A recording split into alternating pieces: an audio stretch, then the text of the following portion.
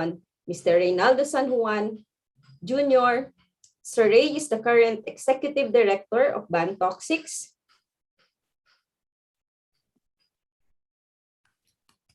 Good afternoon to everyone. Magandang hapon po. Mayong hapon kaninyong mga igsuon. Ngayong hapon. Masaya. I would like to take this opportunity to thank everyone who are present here today. We welcome everyone to the first day of our webinar on child's rights and related laws. As a non-profit environmental group founded in 2006 to promote environmentally sound chemicals and waste management practices, Bantok 6 is a staunch supporter of environmental protection.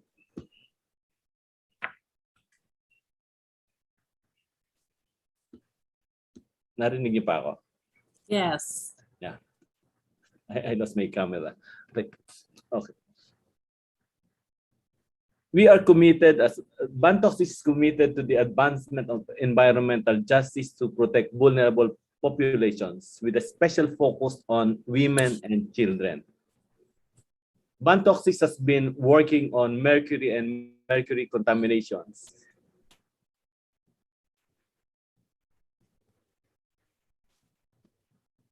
Sorry.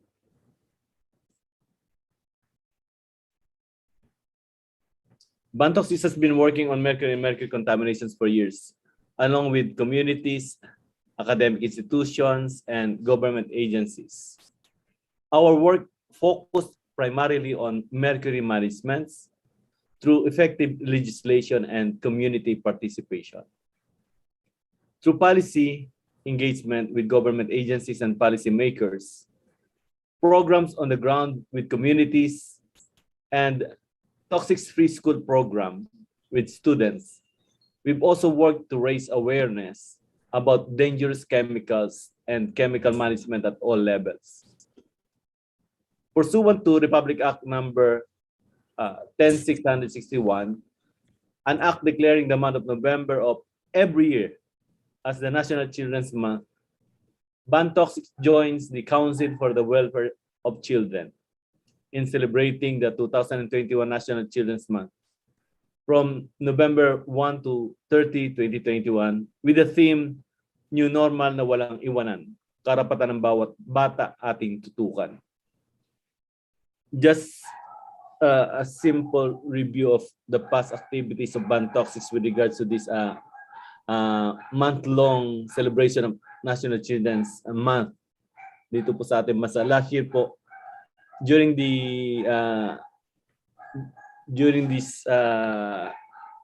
heavy effect of pandemic, ang ginawa po ng Bantok last year ay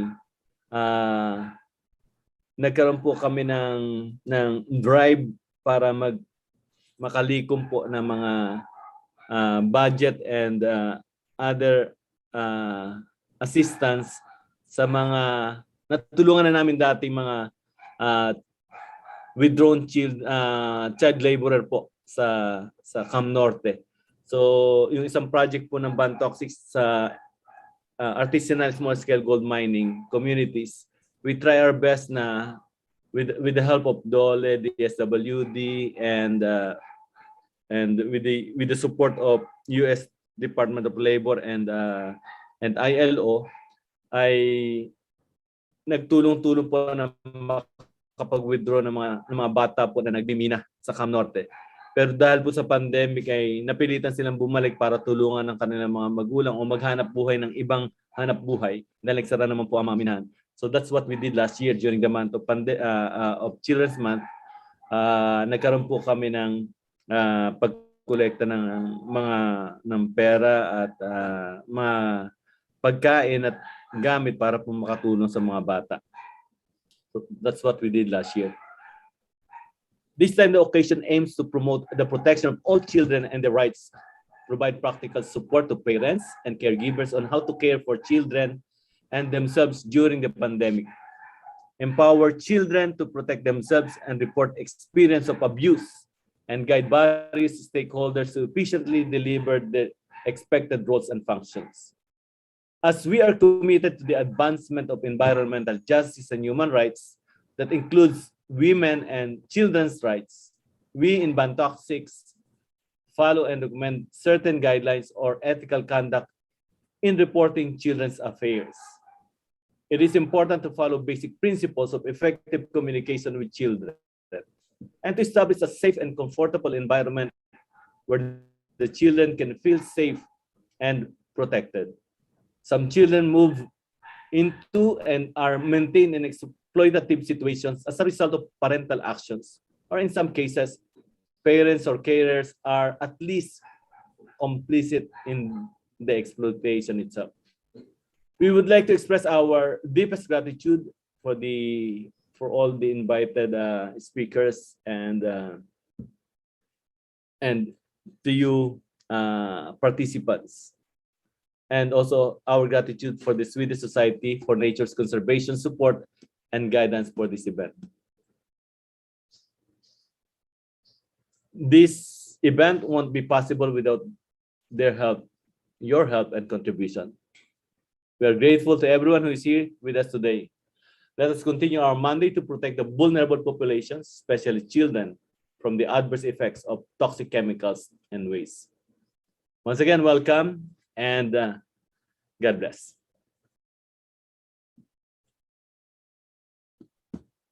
Thank you for that insightful welcome remarks, Sir Ray. Before we proceed to the next speaker, may we remind everyone to answer the attendance from the attendance form. The link to the Google form is available now in your chat box. Thank you very much. We have two presenters for today. We have Ms. Rosario Siquitin of USPF. Ms. Siquitin will present child rights and related laws with special focus on online sexual exploitation of children. And we also have Ms. Diane Lynette Alabado of BWSC Dole. Ms. Alabado will present the special topics on child labor and how to identify child labor. Our first presenter for today is Ms. Rosario Siquitin. Ms. Rosario Siquitin is the current Dean of the College of Social Work at the University of Southern Philippines. She has more than 40 years of experience in development work in the areas of community organizing and social mobilization, case management, participatory action research, participatory project management, monitoring and evaluation, networking, partnership building, and stress management and research. The floor is yours now, Ms. Siquitin. Maraming salamat, Arlene. Maayong hapon sa atong tanan. Good afternoon. Magandang hapon sa ating lahat. No? Ngayong hapon. Yes. Ay, gusto ko yun. Gusto ko yung may response na yun kasi pag ako nagtuturo, frustrating talaga pag may nagtatanong ako tapos walang imik yung aking mga estudyante. Parang ang feeling ko wala na sila doon, hindi na sila uma-attend ng class. Anyway, All ears, ma'am. salamat. Anyway, I would like to, before I forget, I would like to thank the organizers and of course my special friend Arlene for inviting me and giving me this opportunity to share the concerns of children and also to share my special advocacy, which is the online sexual exploitation of children. And I hope within the few minutes or hour, you will be with me. And later on, I will have a chance to interact with you. Okay, so I will present my slide.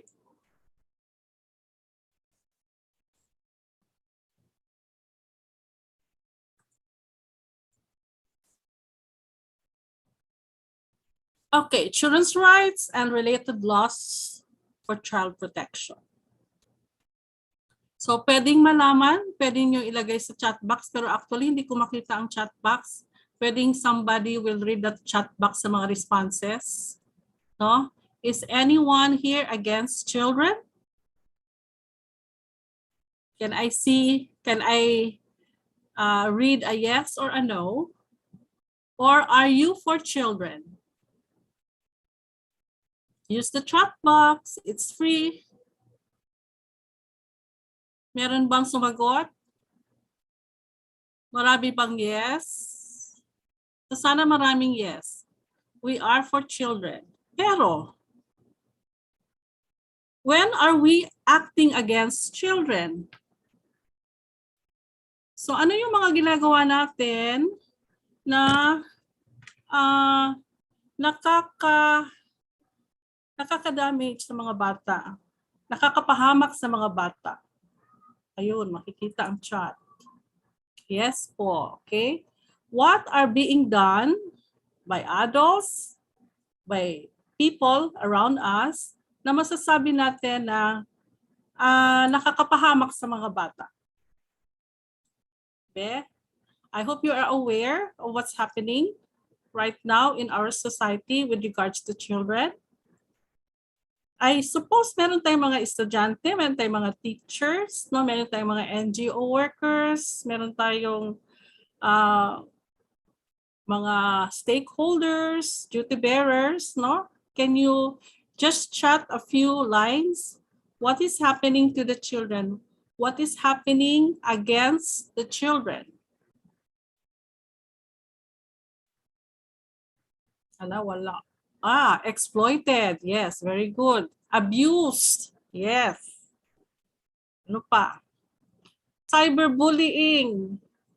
Daming issue niyan. They are left out, no? Tama. Meron pa? Pedophile. So they are victims of pedophile, deprived of access to education. We will talk about that later. Ano pa?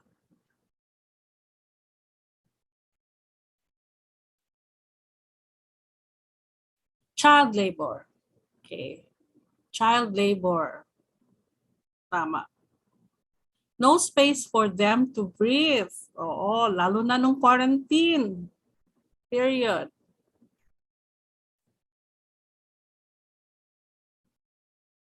And even no space for them to play, right? Sige. Siguro I think wala nang mag-share. I will proceed.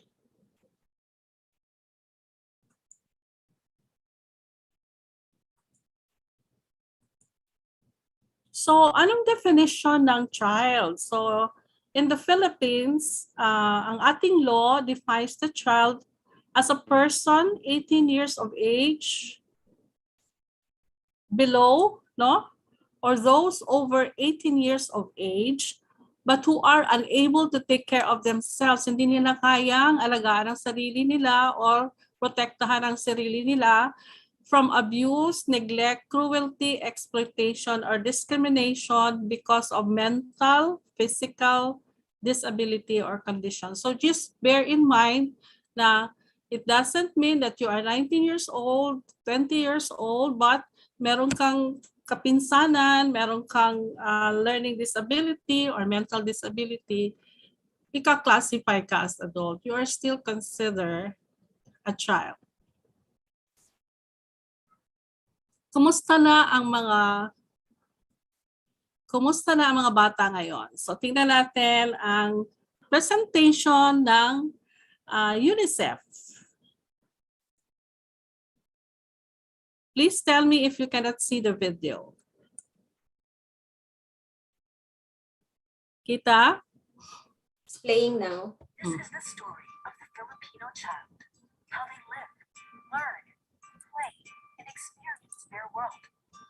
In the Philippines today, there are 40 million Filipino children exploring, growing, and dreaming of a good life. They dream of being teachers, engineers, artists, CEOs, and starting their own families. Let's take a journey into their lives, witness their challenges, and celebrate their milestones. Nearly 5,000 Filipino children are born each day because some of their mothers had poor nutrition. 27 of every 1,000 of them will not get to celebrate their 5th birthday. A third of them will grow up in extreme poverty, living in slums or inaccessible rural barangays. Their families living a hand-to-mouth existence, unable to take them to the health center to be immunized and be protected. There are still families with no access to basic drinking water and toilets. And yet, some children do make it beyond their 5th birthday.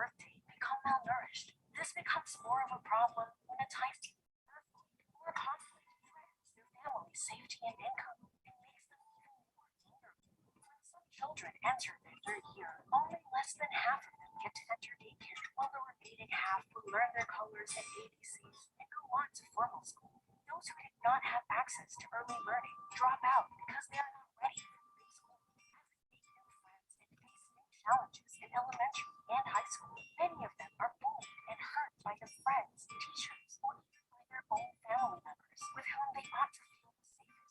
They are also exposed to online abuse as they explore the virtual world. As they go through the critical period of adolescence, where they go through important physical and mental changes, they experiment with new ways of doing things.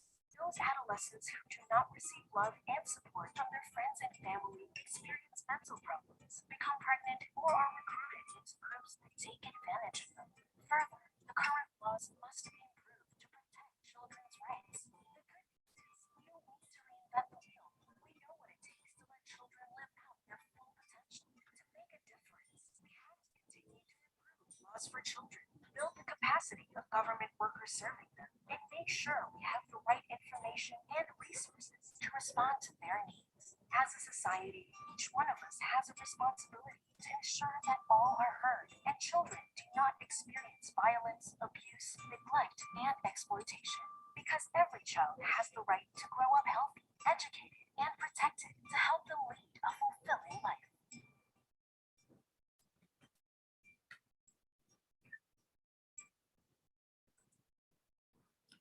So as you can see, marami tayong mga challenges. Maraming hinahanap na challenges ang mga kabataan, ang mga ating mga anak, ating mga pamangkin, ang ating mga apo, no? Na until now, it is still there, but then there's also always a silver lining, no? Meron tayong nakita na maganda naman, may mga possibilities na pwedeng mangyari para sa ikauunlad, para sa development ng mga bata, no? And we will talk about that later. Why am I starting with a situationer of children?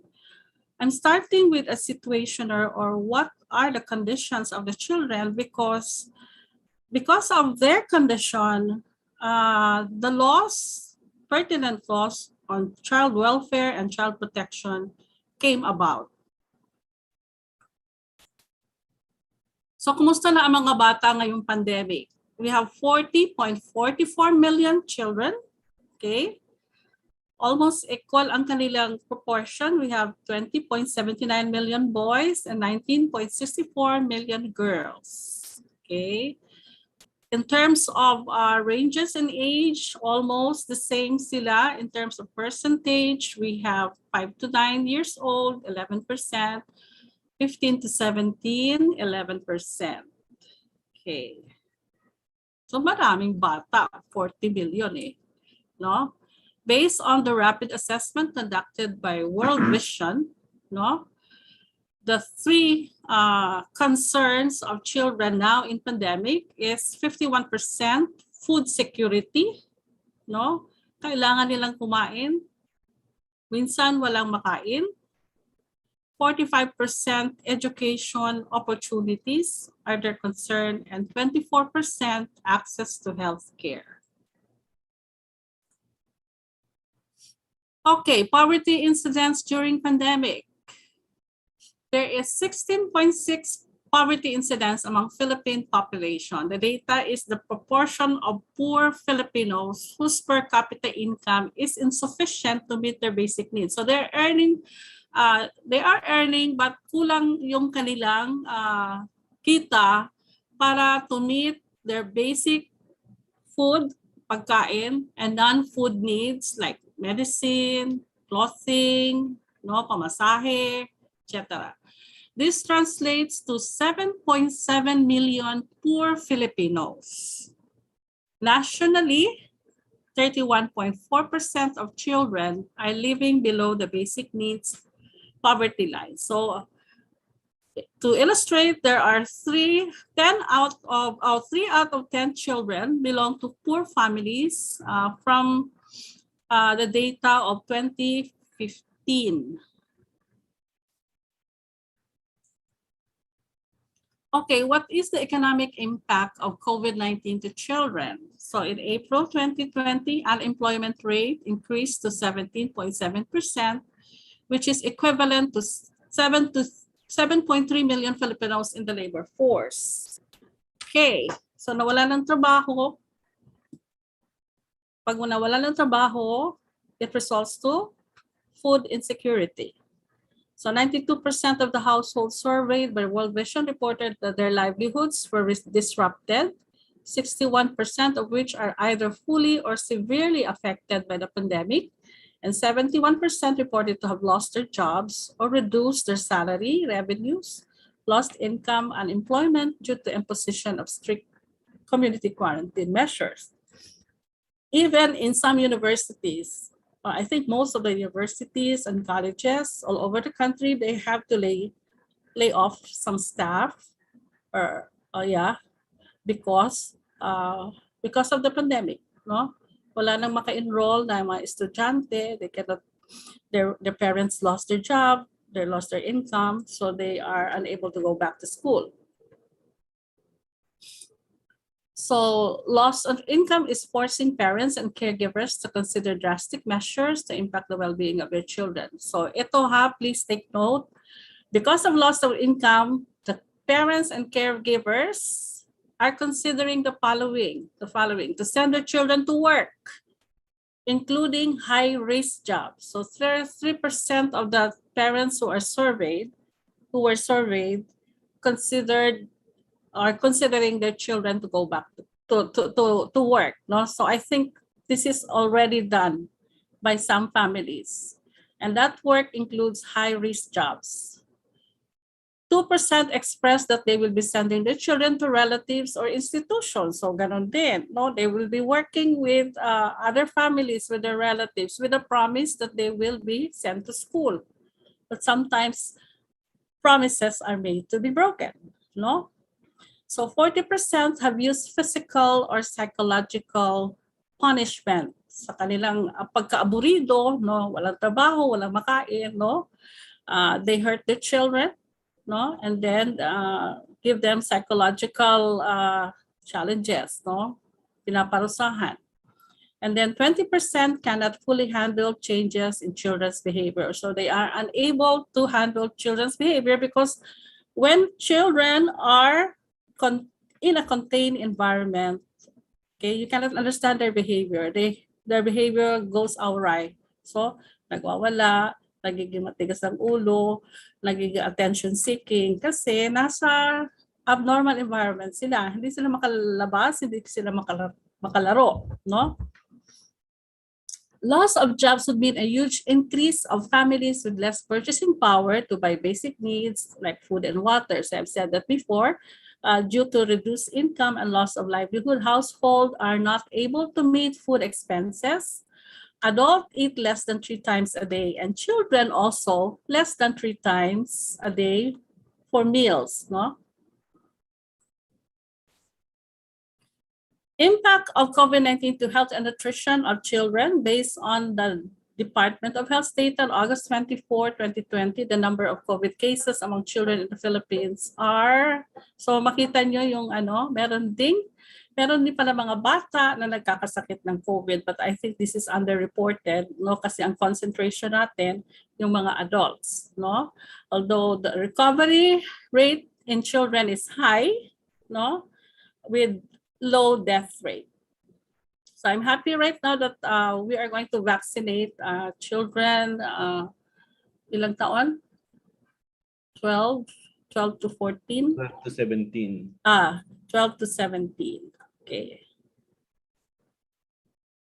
So again, impact of COVID-19 to health and nutrition because mobility is limited. So it deprives children and their mothers, pregnant mothers, no, to access essential services which can threaten child survival.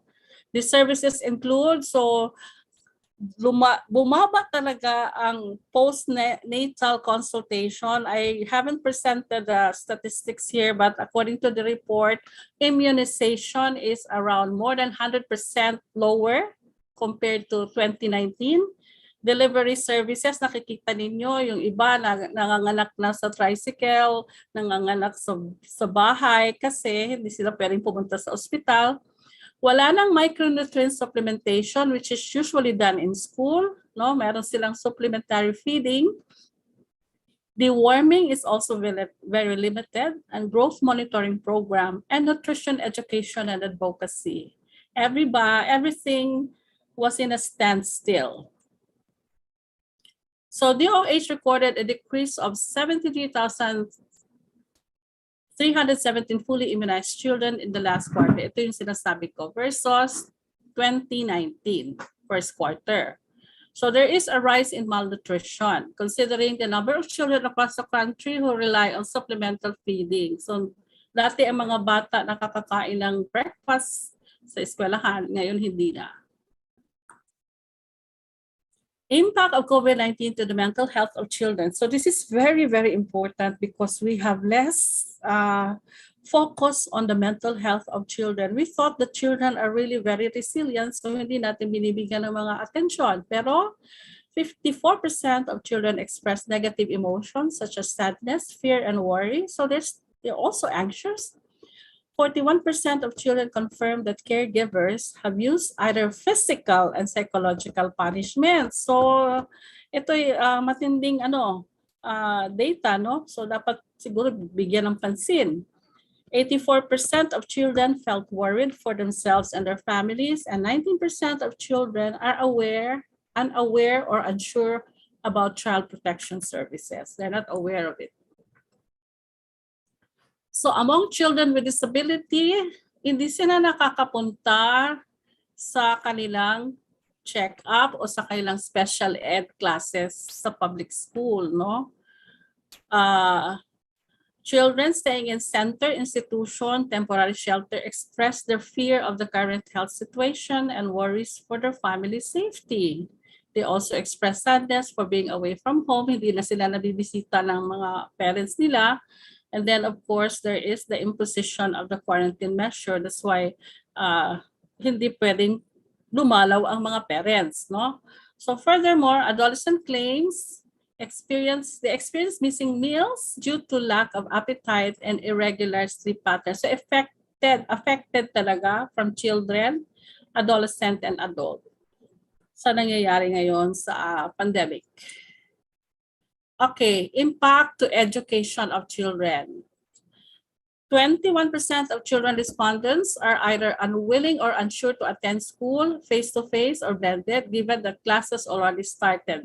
This August, I don't know if this is the correct month na nag-start ang classes. But anyway, if I have to give an example in my school, we really had a very drastic decrease in enrollment, no? Ang iba hindi na bumalik. So 89% of them anticipated challenges on the use of online platform.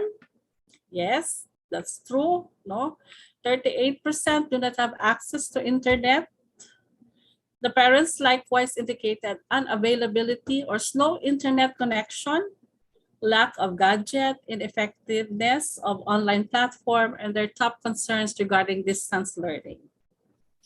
Due to the imposition of quarantine measures, 57% or 3,461 declared that one of the major concerns faced by children with disability is they are unable to access educational services. So that's true. Speaking from experience, I have students who use their phone and then walang signal, they cannot attend classes, and they will just chat to their classmates and say, please tell Mom Rose I cannot attend classes because it's raining very heavily in my place, or there is no signal, or I don't have money to buy loan. So ganon. So adolescents felt sad during the disruption of classes. This brought feelings of uncertainty, anxiety, and fear to them, especially on how teaching and learning will be done in this time of crisis. Nagkaroon kami ng survey sa mga senior high at sa mga first and second year colleges. Sabi nila, they would prefer a face-to-face interaction with their teacher rather than online. First, because bored na sila sa bahay. No? Wala silang magawa sa bahay. Second, they want to interact with their classmates because they prefer collaborative learning experiences. And they want to interact with their teachers also. Personally, ako, gusto ko rin makita ang aking mga estudyante face-to-face. No? So majority of them, or 74.6, agree that this is better. It is better to open the school year in 2021. Pero na-open naman yung school year, no?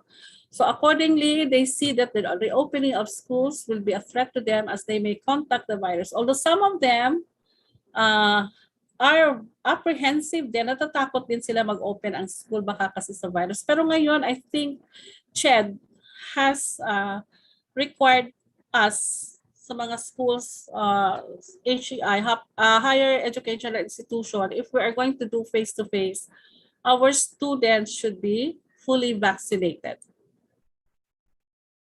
So impact of COVID-19 on child protection. So in 2020 and early 2021, majority of violence against women victims are female children, 71% and 72% respectively. Ages 10 to 17, ang range, no, are significantly the ones who are often victimized. All ages are vulnerable and prone to being victimized, with ages ranging 0 to 9 having recorded in the data. So when I present later on the data on OSEC, you will be very surprised along age ang nabibictimize sa online sexual exploitation of children.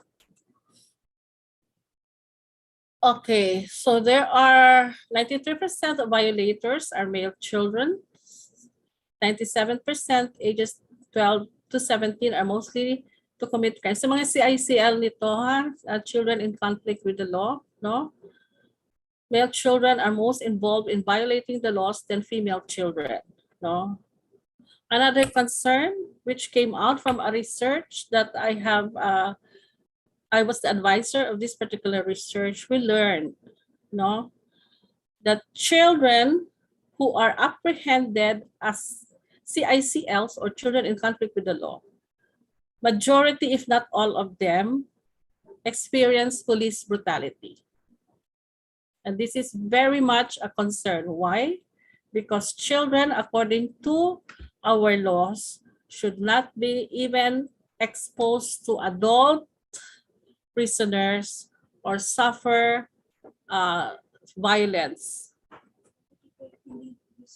in the hands of the children, in the hands of the police officers. Nag-email ko nimo. Ayun na lang. Okay.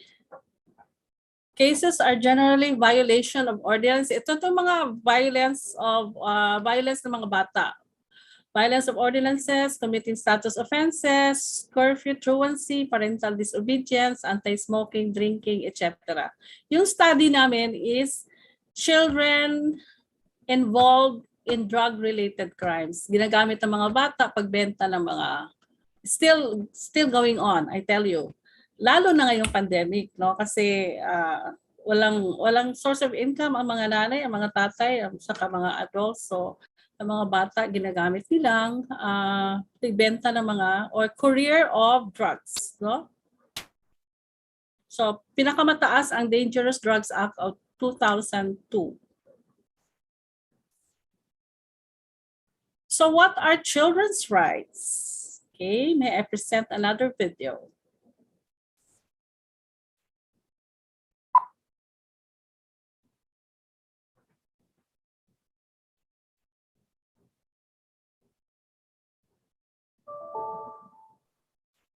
Miss Rose, Yes? can you enable the share sound option para po mas malakas yung sound ng video, and then mute your mic para hindi mag-feedback. Thank you. Mute ang mic.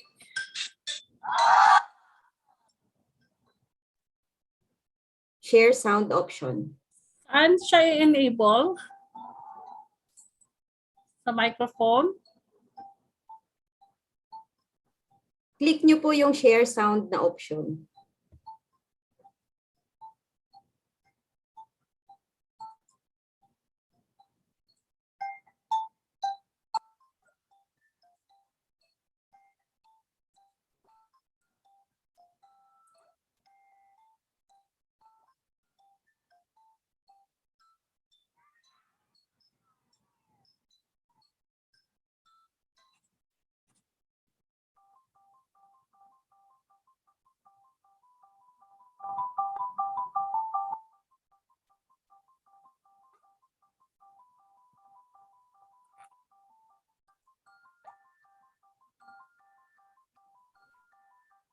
Gusto nyo, Miss Rose, yung tech na lang po ang mag-share para mas malakas yung sound.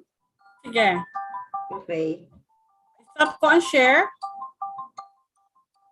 Please. Sorry. I will stop my share. Teka muna. Yes po. Sige. Please.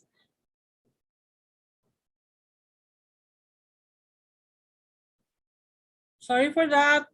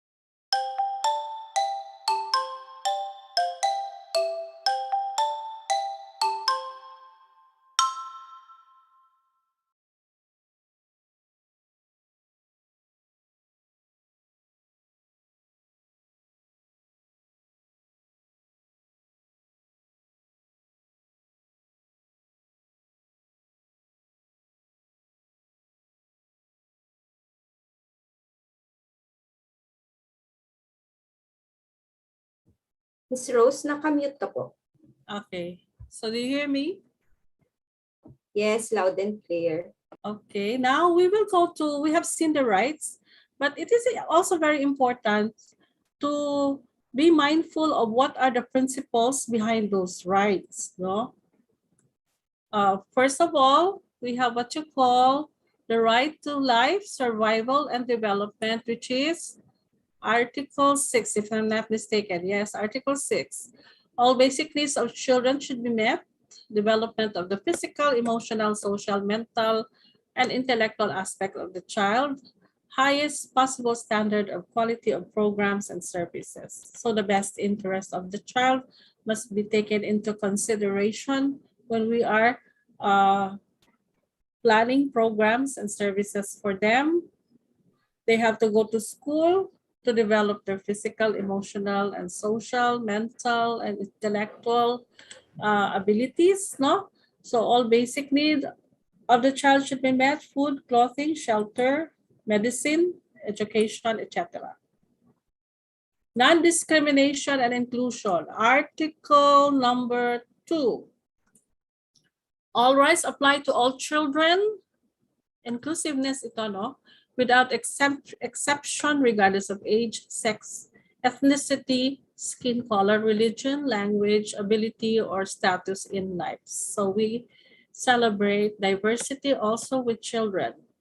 Ensure that all boys and girls are reached by and are benefiting from services and programs, and include marginalized groups of children, those who are living in far-flung areas, mountain barangays, indigenous or IP communities. Okay, best interest of the child, Article 3. In any action involving children, their best interest should be the primary considerations. So what do you need to consider? The child's situation. Is the child safe? No? Perspective of the parents. How do they look at their child?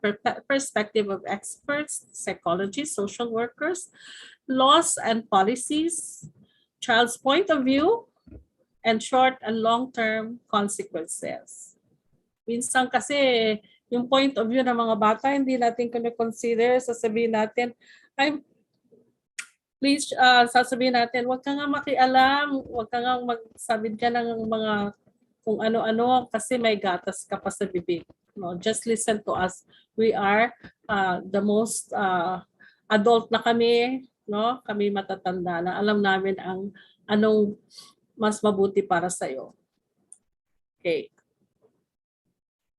Participation and respect for the views of the child. The child should be able to express opinion, freedom of expression, freedom of thought and conscience and religion, freedom of association.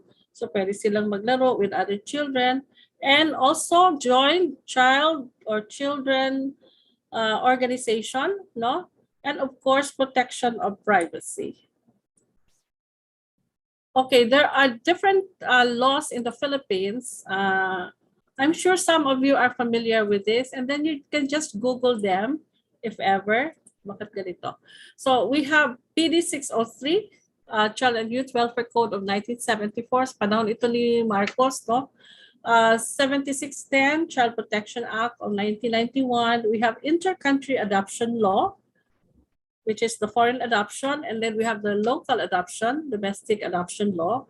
We have the anti-trafficking law, Anti-Trafficking of Persons Act, RA 9231, which will be discussed this afternoon, eliminating the worst form of child labor, anti-violence against children and women and children, Juvenile Justice Welfare Act, or 9344, Anti-Torture Act, 9745, Anti-Pornography Law, Anti-Bullying Act, marami. Rape Victims Assistance, Anti-Rape Law, Anti-Sexual Harassment Act, and then of course, Safe Spaces Act, yung bago, Bawal Bastos Law. No? Alam niyo ba yung Bawal Bastos Law? I hope you are aware of this. No? Bawal sabihin na, uy, ang ganda ng chicks. Uy, sexy. Yung pumipito ba? Hindi, bawal yun. No, bawal na yun. Okay. Agree or disagree? Trivia. Children are mostly abused by strangers. Agree, disagree? Can I hear? Disagree. Disagree. Okay. Children, tama. Disagree. Children are mainly abused by people they know and trust. Okay. Agree, disagree? It is only men who sexually abuse children. Disagree. Agree. Very good. The fact is there are also women who abuse children sexually. Agree, disagree? Girls are much more likely to be abused than boys. Disagree. Agree. Wow, perfect. The risk is about equal. It's almost equal, no? We must protect boys just as well as we protect girls, okay? Agree, disagree? Children's natural resilience means they recover quickly from abuse. Disagree. Disagree. Disagree. It is a fact that children can recover, but they need special help. So kung hindi sila matulungan, sometimes there may be long-term effects which will manifest during adulthood. Okay. Okay. Does children's exposure to digital space contribute to their vulnerability to abuse? I'm sure you will say yes, no?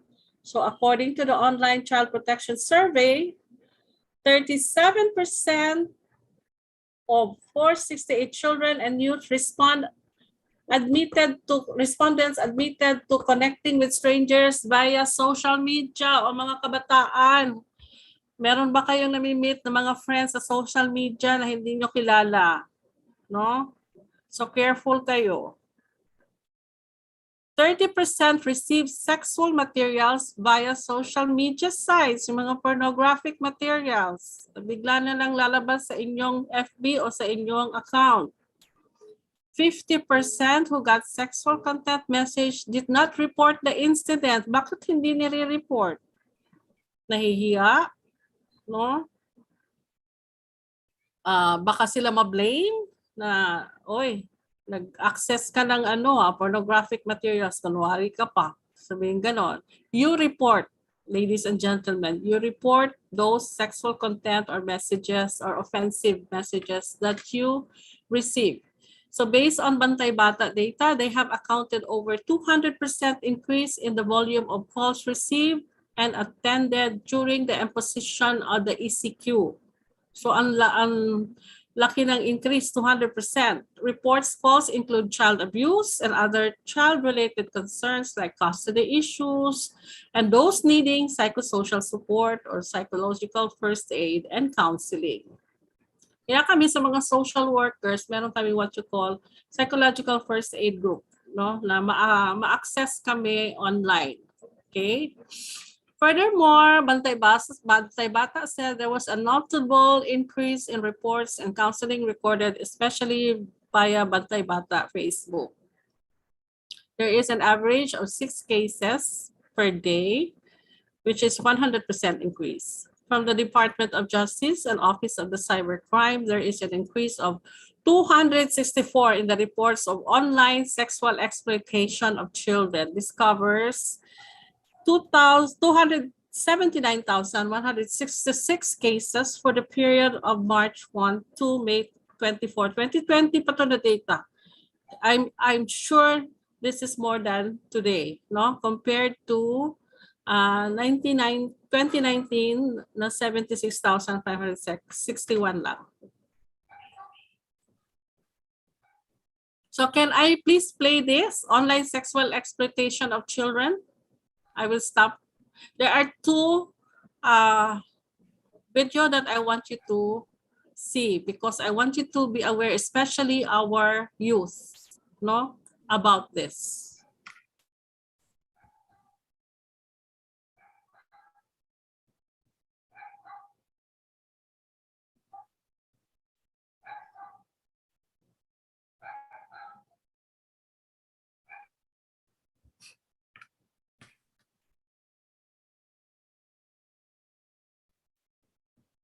Yung first video is the one with this one. So an online sexual exploitation of children, and then the other one is OSEC in the Philippines explained. So can I have the video now? Ang pagkakadeklara ng COVID-19 bilang isang pandemic ay may dagdag na epekto sa mga bata. Dahil sa community quarantine, maraming mga bata ang gumagamit ng internet para mag-aral, maglaro, o makipag-usap sa kanilang mga kaibigan at kapamilya. Marami rin ang mga batang nahaharap sa panganib na dulot ng internet. Ilan na dito ang pang-aabuso at pananamantala ng mga nakakasalamuhan nila. Maraming mga predators ang nakaabang sa internet na nananamantala sa mga bata. Maaari nilang samantalahin ang pagkakataong ito kung saan marami ang mga pamilya na gipit at naghahangad ng madaling pagkakakitaan. Dahil rin sa community quarantine, maraming mga magulang ang nawalan ng hanap buhay.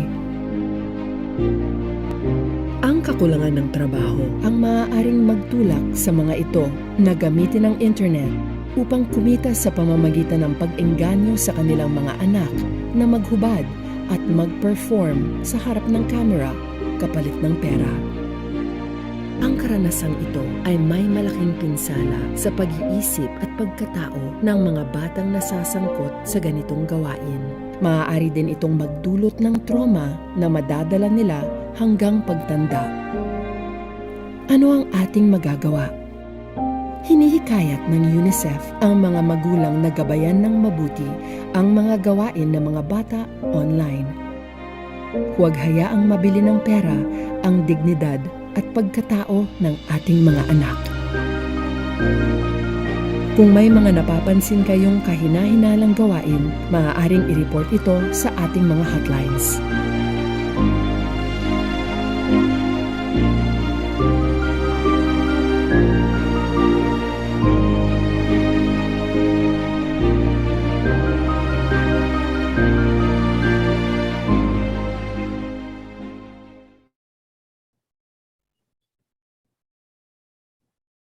Thank you very much. Can we have the second one?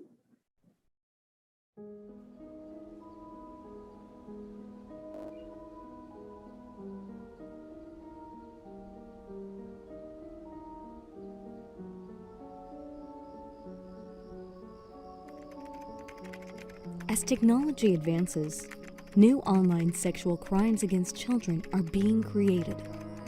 Sexual predators who used to abuse children in person are now provided the internet as a platform to abuse children anywhere.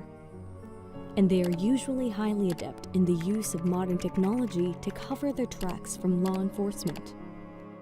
This emerging crime is called online sexual exploitation of children, and it takes many forms. Online grooming is when a predator compliments or befriends a child with the intention of obtaining the child's sexually explicit images. In some cases, online grooming can lead to in-person child sexual abuse. Live streaming is when a child is forced to appear naked in front of a webcam. Sometimes, a paying customer forces a child to perform sexual acts with another child or with an adult companion. Sextortion or blackmail is when a person threatens to publish a child's sexually explicit images if the child does not cooperate or send more materials. These types of content multiply online and become part of a whole universe of child sexual abuse materials, which are consumed by sexual predators everywhere. Delving deep into the crime of online sexual exploitation of children can make us feel helpless. It is widespread and is silently operated inside the privacy of people's homes, unfortunately making it a family business. In most cases, the traffickers are people close to the victims, their parents, older siblings, or relatives entrusted with their care. The customers are usually from Western countries, targeting vulnerable children from poor and developing countries like the Philippines. The victims. They tend to be very young, even as young as infants, and based on reported cases, the victims are mostly girls. Although, recent studies now point to the equal vulnerability of boys to online sexual exploitation. This kind of abuse could last for many years without any interference or detection. And contrary to what one might expect, most transactions between traffickers and paying customers happen on the surface of the internet, rather than through the dark web or the hidden part of the internet. It is a widely acknowledged fact that the Philippines is extremely vulnerable to this type of crime. Law enforcement agencies abroad reported that the Philippines is receiving more than 8 times as many referrals of cases of online sexual exploitation of children as any other country that they have monitored. Several factors come into play why the Philippines is such an ideal target. Widespread poverty, changes in guardianship due to migration, ability of Filipinos to speak English well, social norms that reinforce secrecy and victim blaming, and wide access to cheap internet and money transfer facilities. These factors are exacerbated when already vulnerable households get hit by an economic fallout due to disasters or a pandemic. There is no one magical solution to the increasing problem of online sexual exploitation of children. It is only in coming together by involving multiple sectors that we can address the challenges. For the government, it means stronger law enforcement and policies, better funding for prevention, intervention, and rehabilitation programs, and most importantly, getting to the root of the problem, the economic vulnerability of families.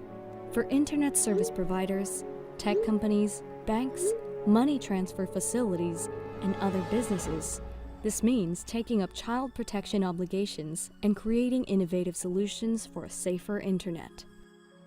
For parents and guardians, this means learning about responsible parenting in the digital age, which includes knowing how to protect your children against sexual predators online.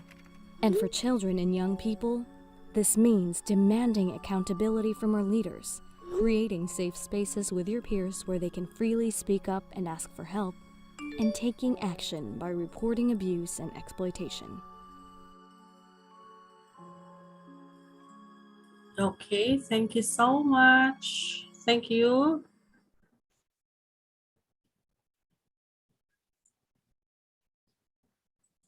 I will continue. So nakita natin, number 1 ang Philippines. So based on IJM study, the median age of OZEC victim is 11 years old, but this can range from 1 year old and even an infant to 31 years old. 86% are female and 40% are male. OZEC is usually family-based.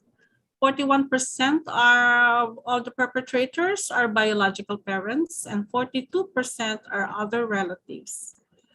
So it's a home business. All traffickers communicate in English. So let's look at the traffickers or the offending process, no? All traffickers communicate in English. Communication and exchange of materials with customers are done on the surface of the web as opposed to the dark web, no? There is commercial elements. So there's exchange of money or resources.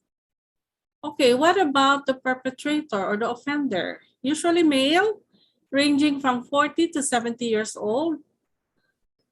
Typically foreigners who live outside the Philippines. Okay, they purchase live depictions of sexual abuse or child pornography over the internet. Must have already traveled of the Philippines. Most have already traveled to the Philippines at some point in their lives. So alam na nila ang atong kultura dito sa Pilipinas. 39% of the cases were visitors in the Philippines. Pedophiles who live overseas paying got the creation of sex abuse materials of children from the Philippines. Can come from all classes, cultures, and racial backgrounds. Preferential predators who actively seek young children. So nakita natin, mostly are foreigners. And talking about some colleagues in South Africa, they are also The problem is all over the world. This is also being felt by some communities in Africa. They also have children who are victimized like this.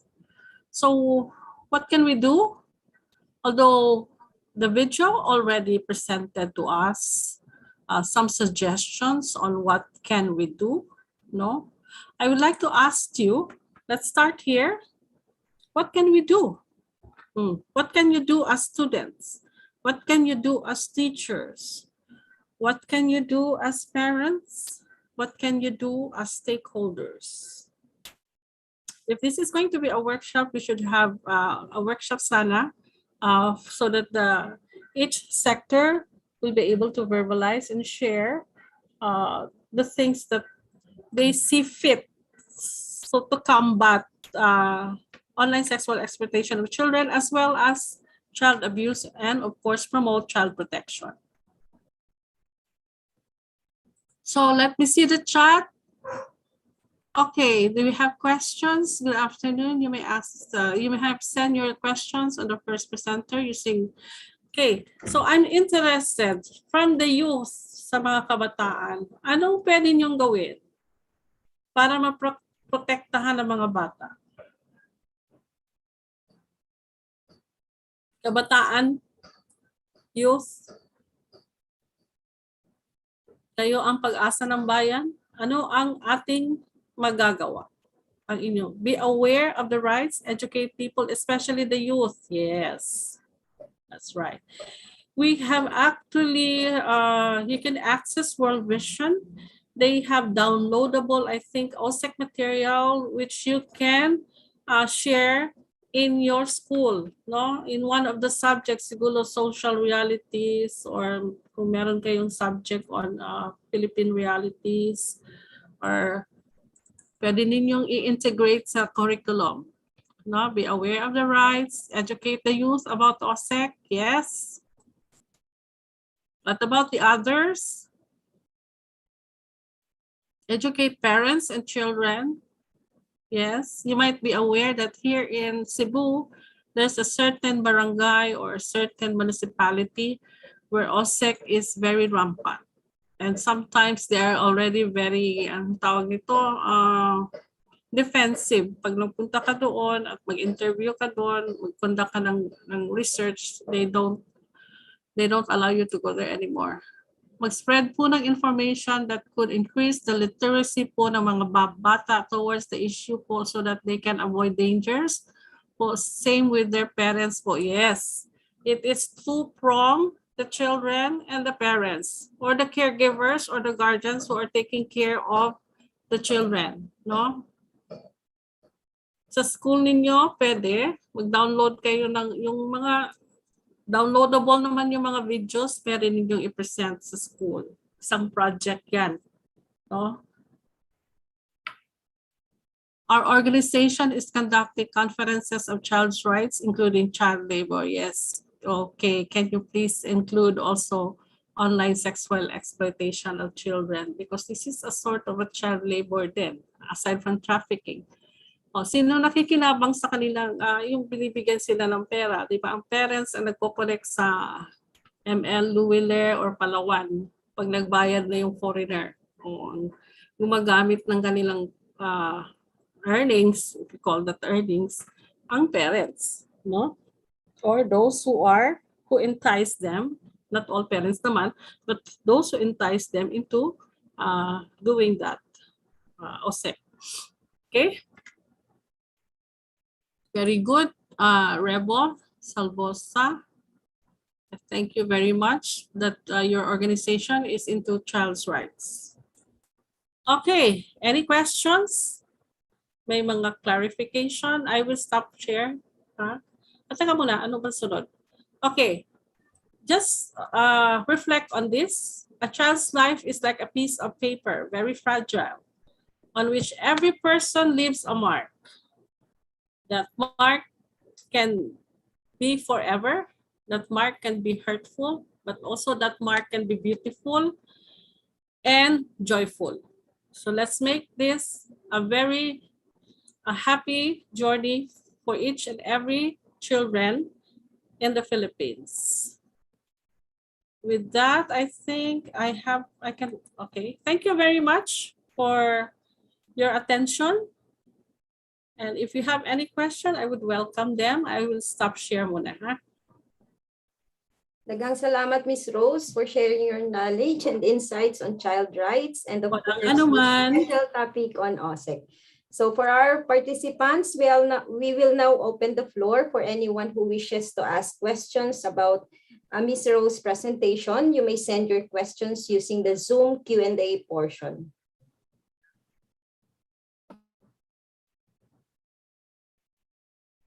We can share the link. Yes, please share the link for them. Yes, I think that's part of it. Bibigyan niyo ba sila ng kopya ng presentation? Yes, we can send po. Oo. Yes, Bigyan niyo ma'am. lang, Ayaw na lang. PDF file niyo na lang para hindi mabigat. Okay. Okay po, for our first question, the Philippines is one of the 5 countries in the world that just recently started piloting in-person or face-to-face classes since the pandemic began, affecting the right to learn of more than 27 million Filipino students. What are the measures or interventions taken by the academe or maybe your university for children at risk of dropping out? Okay, some of the intervention that we have right now is we do blended learning, no? If you do not have an internet facility or you have problems with the internet, there are modules, no? Essentially, we would want our children, we would want the children to be in school, no? So we have modular, online, and limited face-to-face soon, no?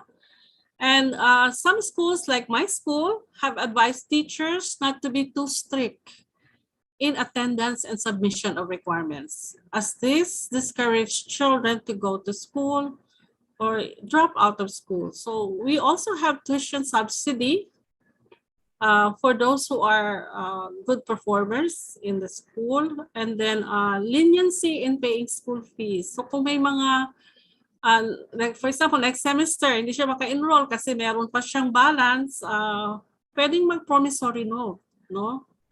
So, and of course, for our extra mile, our teacher usually calls the parents or the students themselves to find out bakit hindi ka nag-enroll. Okay? Anong matutulong namin? So I think that's about it. Thank you, Next Ms. Rose. question. Yes, siguro po may connection ito dun sa first question. Do you agree that face-to-face classes should be started in low-risk areas to provide quality education to children who cannot afford the online classes provided by the private institution? Kasi siguro kahit kami dito sa Bicol, yung mga mining areas na beneficiary ng mga project namin ay talagang nahihirapan. Mapa online man siya o mapa modular, lalo na yung mga remote areas. I think yes. My personal stand is I still go for face-to-face classes, no? Because yun nga, I mentioned, nag-survey kami sa mga estudyante. They preferred face-to-face as they can interact with their classmates, no? And teachers and other members of the school community. So they miss the extracurricular, no? Gusto nila yung mga, di ba may mga sports, tayo, yung mga intramurals, yun, nami-miss nila yun. And of course, they say, we miss wearing our uniform. And we miss the school canteen, we miss the library, we miss the security guard who always asks for our IDs and all those stuff. So I think I still go for face-to-face because it's more personal, no? Any more? Yes, there's still more. Yeah, sige. Medyo personal to. As an educator, compared to normal schooling, do you feel less committed and less motivated to online school? Do you think same goes with your students? Yes, committed. motivated, very yes, no. So as a self-proclaimed lifelong learner, no, I never stop learning. I always see that as an opportunity. As a teacher, we also study more. As of now, we have to learn new modalities. So we have to learn how to use the Zoom, LMS, learning modalities systems, no? Zoom, Canva, Google Meet, Google Classroom, which we never did during the old way of learning modalities, yung face-to-face. No, ngayon, we have to learn new skills. That's why it's exciting, no? For if a teacher is not open to new learning, then he or she will always teach with a heavy heart. Kakapagod, ayoko na, no? Ang dami-daming dapat natutunan, no? On the other hand, of course, the student prefer face-to-face. So, pareho lang kami ng mga estudyante. Gusto namin face-to-face. Okay? Okay, thank you. There's another question here. The greatest inequity of the digital age remains that children from poorer families in developing countries are unlikely to have an access to the internet at all. These children have the most to gain from internet access and also the most to lose from remaining cut off from it. How are we going to bridge the gap between children's right to access to information and the right to education and the right to be safeguarded from cyber abuse, especially during pandemic? I think naman, in fairness to DepEd, for example, I'm talking about children school age sa elementary. No? In fairness to DepEd naman, they're doing their best to reach out to children through their modular learning. No, I don't see much effort in some government offices right now because hindi naman talaga education ang kanilang pinupuntirya. But I see a lot of CSR, corporate social responsibility. I see a lot of NGOs providing gadgets, no, internet load. Even the schools, my school, for example, meron kaming in-establish na PisoNet para sa mga estudyante, magamit nila. And we try to access corporations, no, para maka-donate ng mga laptop or kahit man lang tablet para maka-continue ang mga bata sa kanilang study. There are a lot of things to do, more so kung mag face-to-face na kasi limited face-to-face naman ito. So isang concern na naman yung pamasahe ng mga bata, no? Yung school uniform. Tapos yung mga protection gear nila that when they go to school, they will have to wear mask, they will have to wear face shield, etc.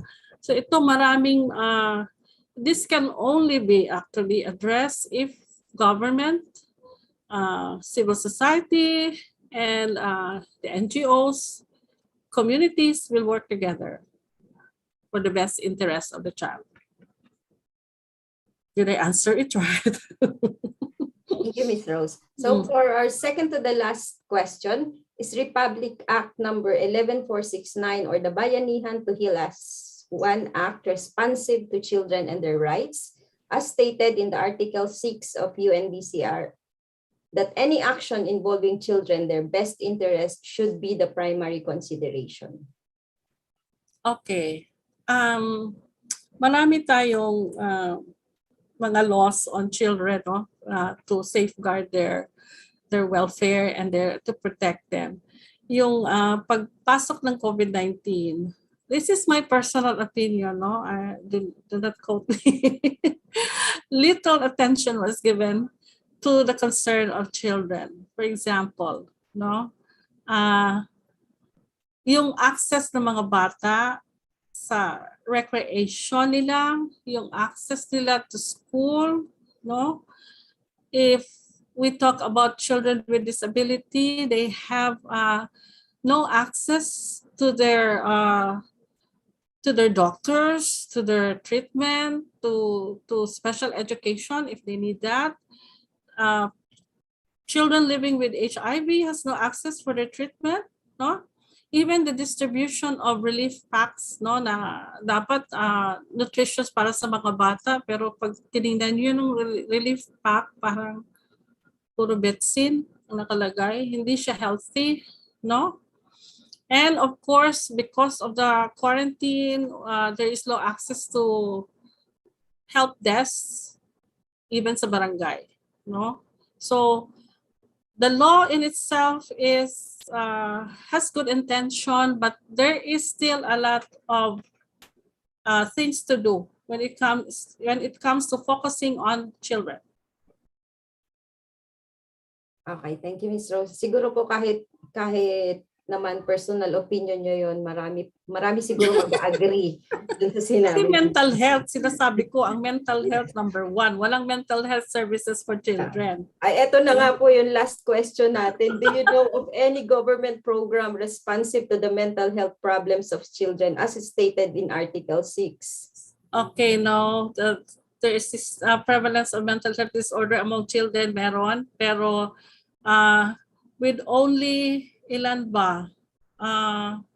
Ilang hospital ba ang nag-o-offer ng mental health facilities? I think only 11 hospitals. Tapos 60 child psychiatrists. I actually did my research. No, there are only 60 child psychiatrists in the Philippines. So imagine 40 million children affected by COVID-19. No, so this is with the mental health law. I hope this can be addressed. No, kasi this is a relatively new law, and I hope that there is a focus on the children's needs, specifically the mental health needs of our children. Marami tayong incidences of children or child suicide or adolescent suicide. In fact, I have 2 friends recently. Ang teenagers na mga anak nila ay nag-suicide.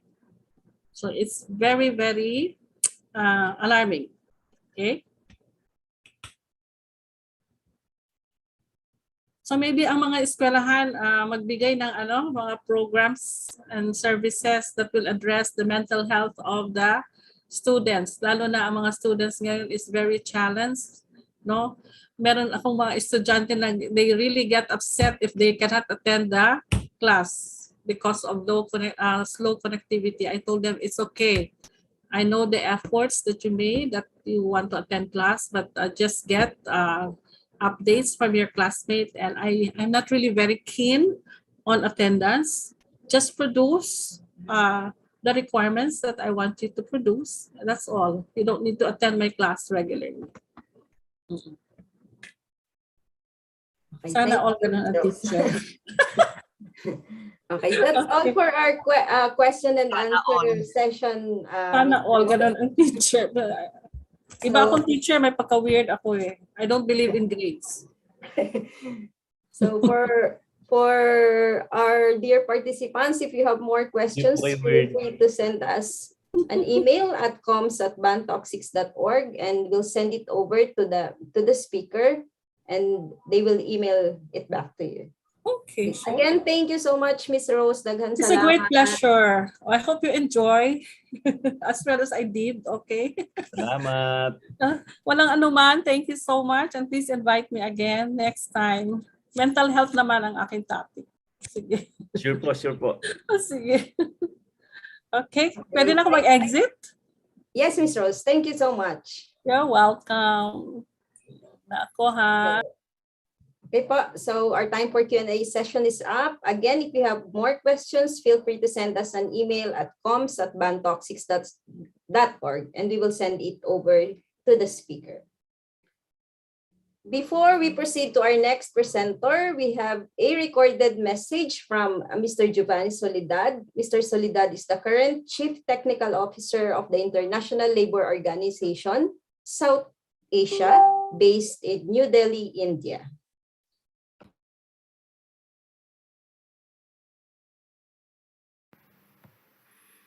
Magandang hapon sa inyong lahat. Congratulations to Bantalk 6, kay Carey and his team for having this event sa panahon ng National Children's Month.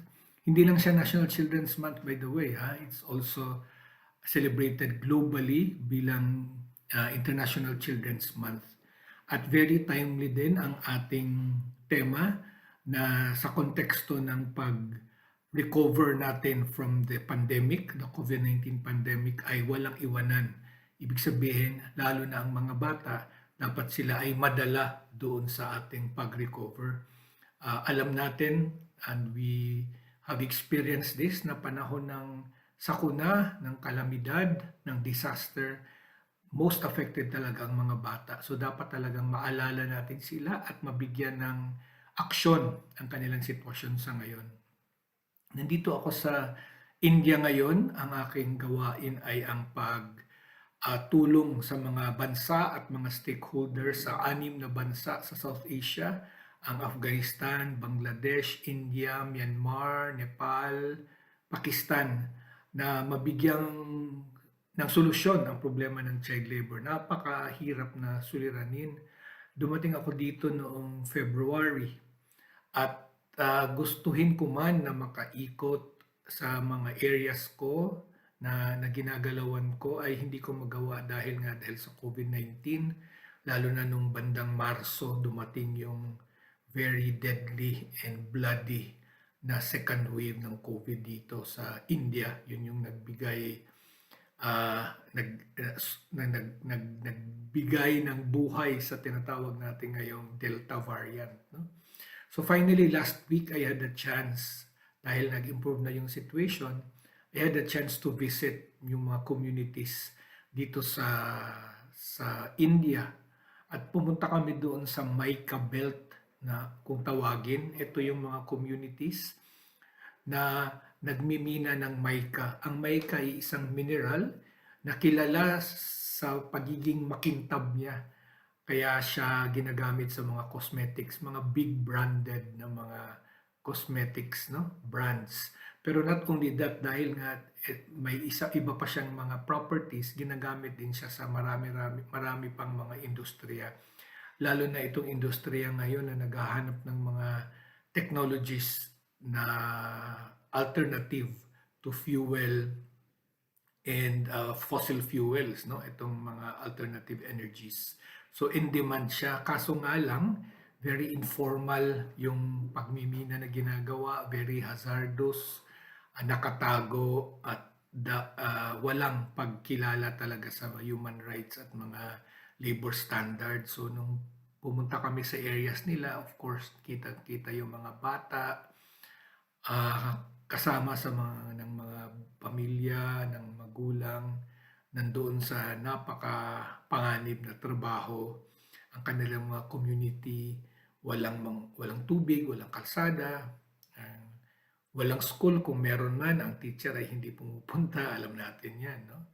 At hindi talaga sila na re-reach ng services dahil sila ay mga tribo, kaya very remote ang kanilang locations, no? So, ito yung sitwasyon na nakita ko, which is a reflection also ng sitwasyon dyan. At alam nyo na ganito nga rin ang sitwasyon nung kasama ko pa ang Bantoxic sa trabaho dyan dati. Ganun yung mga nakikita naming kalagayan.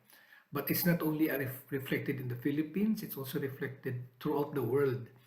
Napakalaki ng issue ng child labor sa ngayon, lalo na sa COVID-19 pandemic. As of 2020, ang global estimates na ginawa ng ILO at UNICEF ay nagsasabi na may 160 million na mga bata sa buong daigdig na nasa child labor. Imagine niyo na lang, no, na ang population ng Pilipinas ay nasa 110 million. Tama ba? Parang ganun ata. So 50 million more ang 1.5 ng population ng Pilipinas ang mga batang nagtatrabaho sa buong daigdig. At ang nakakalungkot dito ay 2 bagay. One is that mula 2000 to 2016, actually bumaba ng 93 million, halos 100 million ang bilang ng child laborers. Kaya nung 2016, akala natin ay it was within reach that we were almost on the verge of solving the problem. However, we realized 4 years after 2016 na tumaas pala siya, na from 152 million in 2016, 2020, 160 million na. At the other sad thing here is that hindi pa kasama dito yung bilang ng mga child laborers na bunga ng pandemya. Kasi kinuha yung information at yung datos as of January 2020. At alam natin na nung panahon yan, nag-uumpisa pa lang yung COVID-19. So tinatayang by the end of 2022, kung walang gawin na dramatic or major ang mga bansa sa daigdig, lalo na sa larangan ng social protection, yung pagbigay ng tulong, ng proteksyon sa mga mahihirap sa lipunan, ay tataas pa ng another 8 to 10 million, bringing the total number of child laborers to around 168 to 170 million by the end of 2022. At alam natin posible itong mangyari kasi nga dahil sa pandemya, lumawak yung kahirapan, no? Ang employment worldwide, ang nawalang trabaho ay 114 million. Parang yun lang, yung parang populasyon ng buong Pilipinas yan. Ganon kadami yung tao na nawala ng trabaho. At ang most affected pa ng mga sectors ng lockdowns, ng bunga ng COVID-19 pandemic ay ang nasa informal economy. Ito yung mga sectors ng society, segments ng society na talagang nasa kahirapan. At walang mga social protection ang mga ito, right? Mga 55% ng populasyon ng mundo ay walang social protection, yung mga mahihirap. At nadagdagan pa ng walang school, so ang mga bata ay walang magawa, walang trabaho yung kanilang mga magulang tulad ng sinabi ko na, wala pang mga social workers kasi naka-lockdown sila, hindi sila considered frontline, at ang mga budget ng mga bansa at ng mga donor community ay nakatutok doon sa response on ng sa COVID, no? So talagang may pressure on child labor to increase. At ang irony dyan ay ngayon ay International Year on the Elimination of Child Labor bilang pagbigay ng panawagan sa buong daigdig kasi nga by 2025 may target tayo. So nakakalungkot yung sitwasyon at kung magpapadala tayo sa ating damdamin ay baka nga madili masyado yung ating pagtingin, no? But tayo ay Pilipino. Ito nga, nandito ako sa labas ng Pilipinas, pero yung lagi kong sinasabi mo kung bibig ko na mga Pilipino ay hopeful, ngayon, lalo na ngayon na Pasko, right? September pa lang nag-umpisa na yung ating Christmas. Nagugulat sila pag nalaman nila yan, no? At yun nga, ang mensahe dyan ay tayo ay Christmas people and the message of Christmas and Advent is to hope that in the darkness and the suffering ay may dadating din na liwanag, no? At hope. So at yun din, tayo mga Pilipino ay mga resilient na tao, na lahi, and sanay tayo sa disaster and we recover from that. So may mga solusyon na nandiyan. At kung babalikan ko yung aking nakita nga na sitwasyon doon sa Mica Belt last week, ay hindi siya lahat problema kasi nakita ko rin doon ang gawain ng mga NGOs na hinahalo ang community organizing bilang pagpapalakas ng mga community para sila mismo ang maningil sa gobyerno kung ano yung kanilang kailangan, ano yung kanilang karapatan, at yung gobyerno naman ay nagtutulong-tulungan para ma-deliver tong services na ito sa kanila. At yung Mica din na pagmimina ay naiuugnay na nila sa supply chain nila. So itong lahat ng mga ingredients na ito ay nandiyan, and I think na sila din ay magiging matagumpay na mabigyan ng lunas ang problema ng child labor. So ihang mga yan ay nandiyan na rin sa inyo, no? Sa leadership ng Bantoxi at ng kanyang mga partners.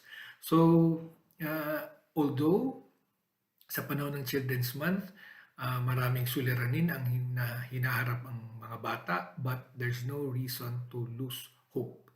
There's a lot of, on the contrary, there's a lot of reasons to hope. So, yun lang po at congratulations sa inyo lahat again and good luck sa inyong event. Thank you, Sir Job. Before moving on to our next presenter, please make sure to fill out the attendance sheet for today's session. The link to the Google form is available in the Zoom chat box. For our next presenter, we have Ms. Diane Lynette Alabado. Ms. Diane is a Senior Labor and Employment Officer of the Department of Labor and Employment, working for the Bureau of Workers with Special Concerns under the Young Workers Development Division. The floor is yours, Ms. Diane.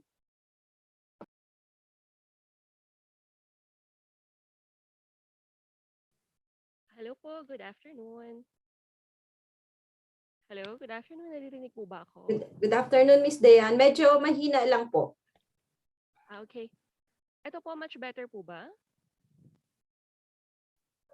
Medyo mahina po yung audio niyo, Ms. Diane. Hello po. Hello po. Mahina pa rin. Apo. Yes, Miss Arlene, mahina pa rin po ba? Medyo po.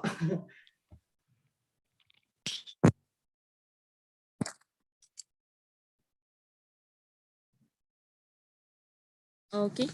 Miss Arlene, what about this po? Better po. Maganda na po. Better. All right. Sige, let me just share my screen. Go ahead, ma'am. Apo. Sige, well, I'm sharing my screen po. I hope our participants are alive pa rin po. Nako, it's already 3 p.m. Yes, ma'am. Very much alive. Ayan, thank you po. Ayan, maybe this is your chance po to get snacks or coffee para po alive po tayo sa next discussion.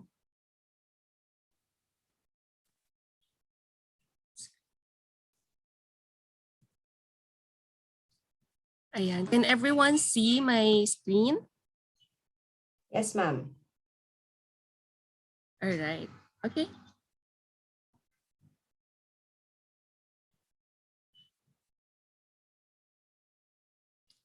Sige, once again po, good afternoon to all our participants to this webinar.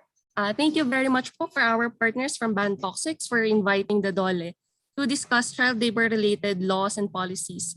So we really appreciate this opportunity for us to share information on child labor.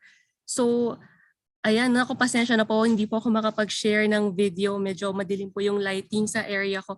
So siguro po hindi ko na lang po muna i-share ang aking video. Okay lang po, Ms. Diane. Thank you po. Siguro po quick background lang po regarding our bureau, the Bureau of Workers with Special Concerns. So we are a staff bureau handling the development and protection of workers with special concerns towards their decent and productive employment. So our clients include disadvantaged workers, self-employed, own account workers, women workers, displaced workers, and of course, working children and child laborers. So let's start. So this will be the outline of my presentation. I will first provide a quick situationer on child labor, both locally and in the global level. Next would be the policy and legal framework concerning child laborers. And then the meat of our discussion with regard to child labor, we have Republic Act number 9231, followed by other DOLE issuances related to child labor. Ayan, so ano po ba ang mukha ng child labor sa Pilipinas? Our latest official data on the situation of child labor in the Philippines comes from the 2011 survey on children conducted by then National Statistics Office, which is now the Philippine Statistics Authority. And according to this survey, out of the 26 million children aged 5 to 17 years old, an estimated 2.097 or 2.1 million children were engaged in child labor. So from this number, 2.049 were engaged in hazardous labor. So when we say hazardous, it means they were exposed to unsafe and unhealthy environments.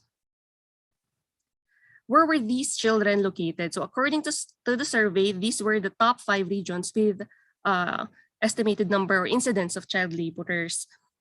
So topping the list is Central Luzon, followed by Bicol region, and then by Northern Mindanao, and then Calabarzon, and then Western Visayas. What were the characteristics of these child laborers? So as illustrated here, most child laborers were between the ages of 15 to 17 years old. Ito pong bar po na ito. Which is not surprising since the minimum age of employment in the country is 15 and they are more susceptible to being engaged in child labor. Ito din po yung age na considered po na parang pwede na magtrabaho talaga yung bata.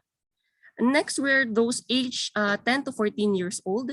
And lastly and sadly, we do have child laborers aged 5 to 9 and aged 9 and below. So if you would notice across these age groups, there are more boys engaged in child laborers than girls. So ito po yung total natin. Mas marami pong batang lalaki ang engaged sa child labor according to the 2011 survey on children.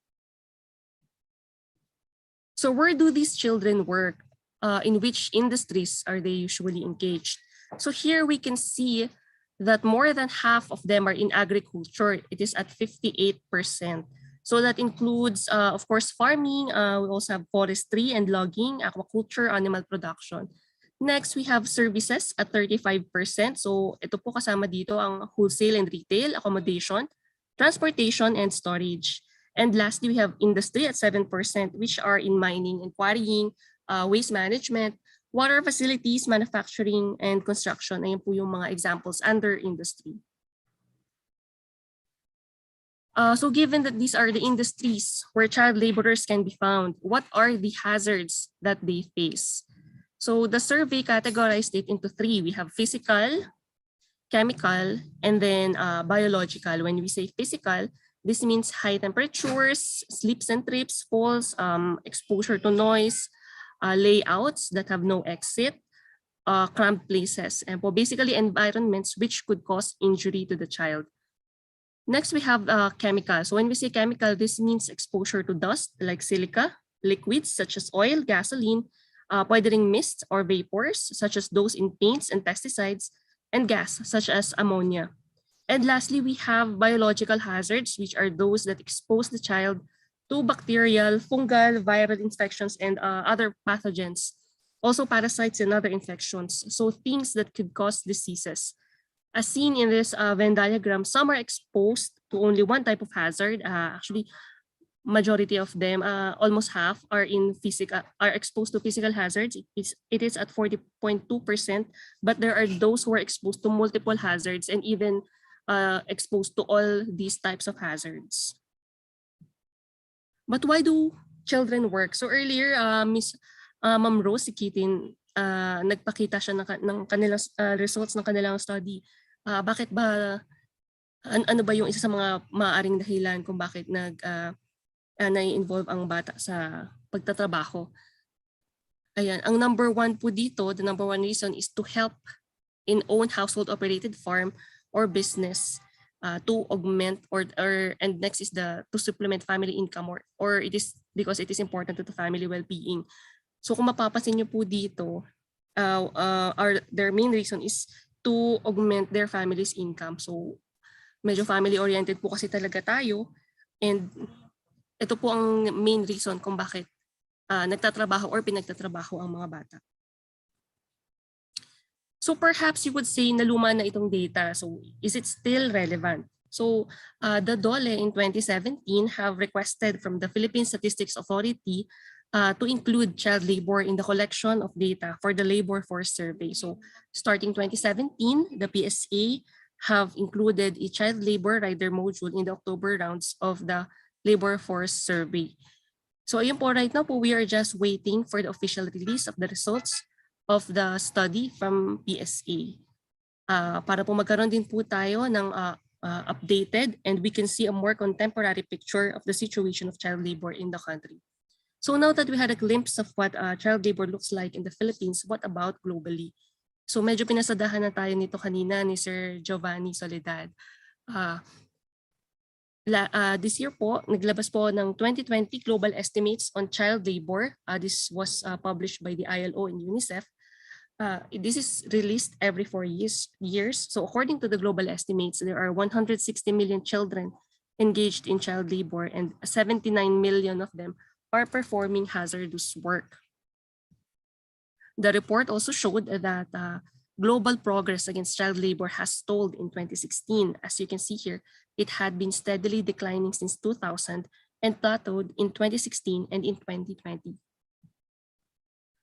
However, a ray of sunshine can be seen in the performance of Asia and the Pacific, where the Philippines belong to. So there's a steady progress in our region in the decline of number of child laborers. And similar with the situation in the Philippines, global trends also show that there are more boys in child labor than girls at every age group. And also similar to the situation here is the child usually works, which is at their own family unit.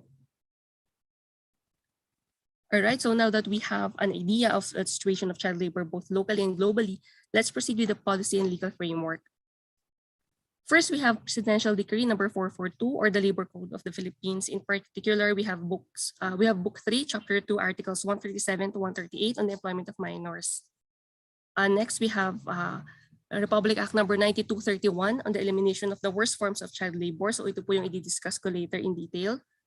Next, we also have Republic Act number 9208 and 10364. Ito po ay Anti-Trafficking in Persons Act of 2003 and the expanded Anti-Trafficking in Persons Act of 2012. Then we have RA 9775 or the Anti-Child Pornography Act. And last, we have RA 10361 or the Domestic Workers Act. So all of these laws are available online. So if you want to read more on this, you could download this online. So ito na po, let me expound on Republic Act number 9231, which is an act providing for the elimination of the worst forms of child labor and affording stronger protection for the working child, amending for this purpose Republic Act number 7610 as amended, otherwise known as the Special Protection of Children Against Child Abuse, Exploitation, and Discrimination Act. So this was approved into law on December 19, 2003, and pursuant to Section 10 of this law, the DOLE issued on July 26, 2004, the Department Order number 65-04 for its implementing rules and regulations. Ito po, the state policy and principles is that the state shall provide special protection to children from all forms of abuse, neglect, cruelty, exploitation, and discrimination, and other conditions prejudicial to their development, including child labor and its worst forms. So the best interest of children shall always be the paramount consideration in all actions concerning them. So the Philippines supports the United Nations Convention on the Rights of the Child. This one was shown earlier by the first speaker. And every effort shall be exerted to promote the welfare of children and enhance their opportunities for a useful and happy life. So just so we are on the same page, here are terms that is important for us to know. Under RA 9231, when we say child, it means any person under 18 years of age. And when we say child labor, it is any work or economic activity performed by a child that subjects him or her to any form of exploitation or is harmful to his or her health and safety or physical, mental, or psychosocial development. Also, when we say working child, this is a child below 18 years of age who performs work or economic activity that is not child labor. And we have employer. When we say employer, this refers to any person who derives benefit from the work or services of a child. So important po yung distinction of the employer here because this is a distinction from the usual notion of the relationship between an employee and an employer. So the employer of a child could be anyone. It could be a family member, pwedeng kapitbahay, pwedeng malayong kamag-anak. So hindi lang siya yung usual nating notion ng employee at employer. So next, the general prohibition under the law is that no child below the age of 15 shall be employed, permitted, or suffered to work in any public or private undertaking. So ito po yung general prohibition natin. The minimum employable age as stated in the labor code is 15 years old. In addition po dito, para po doon sa mga children, since ang definition po natin ay below 18 po ang children, for those who are allowed to work, yung po 15 to below 18, and even those who are below 15 din talaga, no child below 18 years old shall be engaged in the worst forms of child labor or used as model in any advertisement promoting alcoholic beverages, intoxicating drinks, tobacco, gambling, or of course pornography. So when we say here worst forms of child labor, what do we mean by that? So here are the four worst forms of child labor. So all forms of slavery as defined in the Anti-Trafficking in Persons Act, including recruitment of children for use in armed conflict. So that's one of the part of the legal framework earlier, RA 9208 and 10364. Also, we have prostitution or pornography. This is another worst form of child labor. Earlier, we were shown videos on OSEC. That this is also under RA 9775. And then illegal or illicit activities, including production and trafficking of dangerous drugs or volatile substances.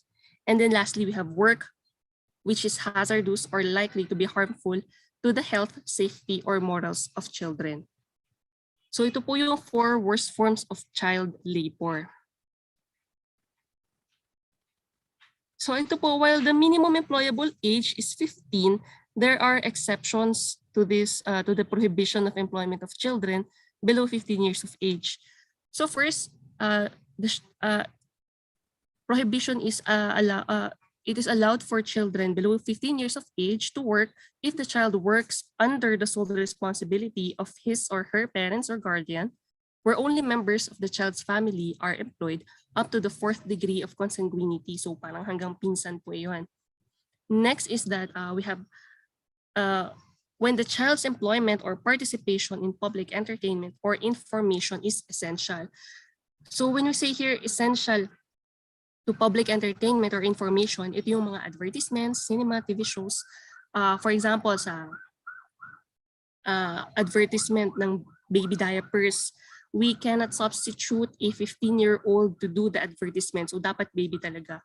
So ito po yung isang sample ng employment of children, which is for public entertainment or information. So for this exception, the employer must first secure a working child permit from DOLE before engaging the child in work. So ito po, ang working child permit na ini-issue po ng DOLE. So applications po for this must be submitted to our DOLE regional or provincial and field offices. So this working child permit refers to the permit secured by the employer, parent, or guardian from the DOLE for any child below 15 years allowed to work under RA 9231. But hindi po ibig sabihin na inalaw po sila magtrabaho. Kahit ano pong trabaho ay pwede na. And meron po itong mga conditions for employment. First is that employment should neither endanger child's life, safety, health, and morals, nor impair child's normal development. So working is allowed for children below 15 years of age, but it should not impede the child's development. And next, it should not violate the rights of the child. One of these rights of the child is the right to education. So the employer shall provide the working child with access to primary or secondary education.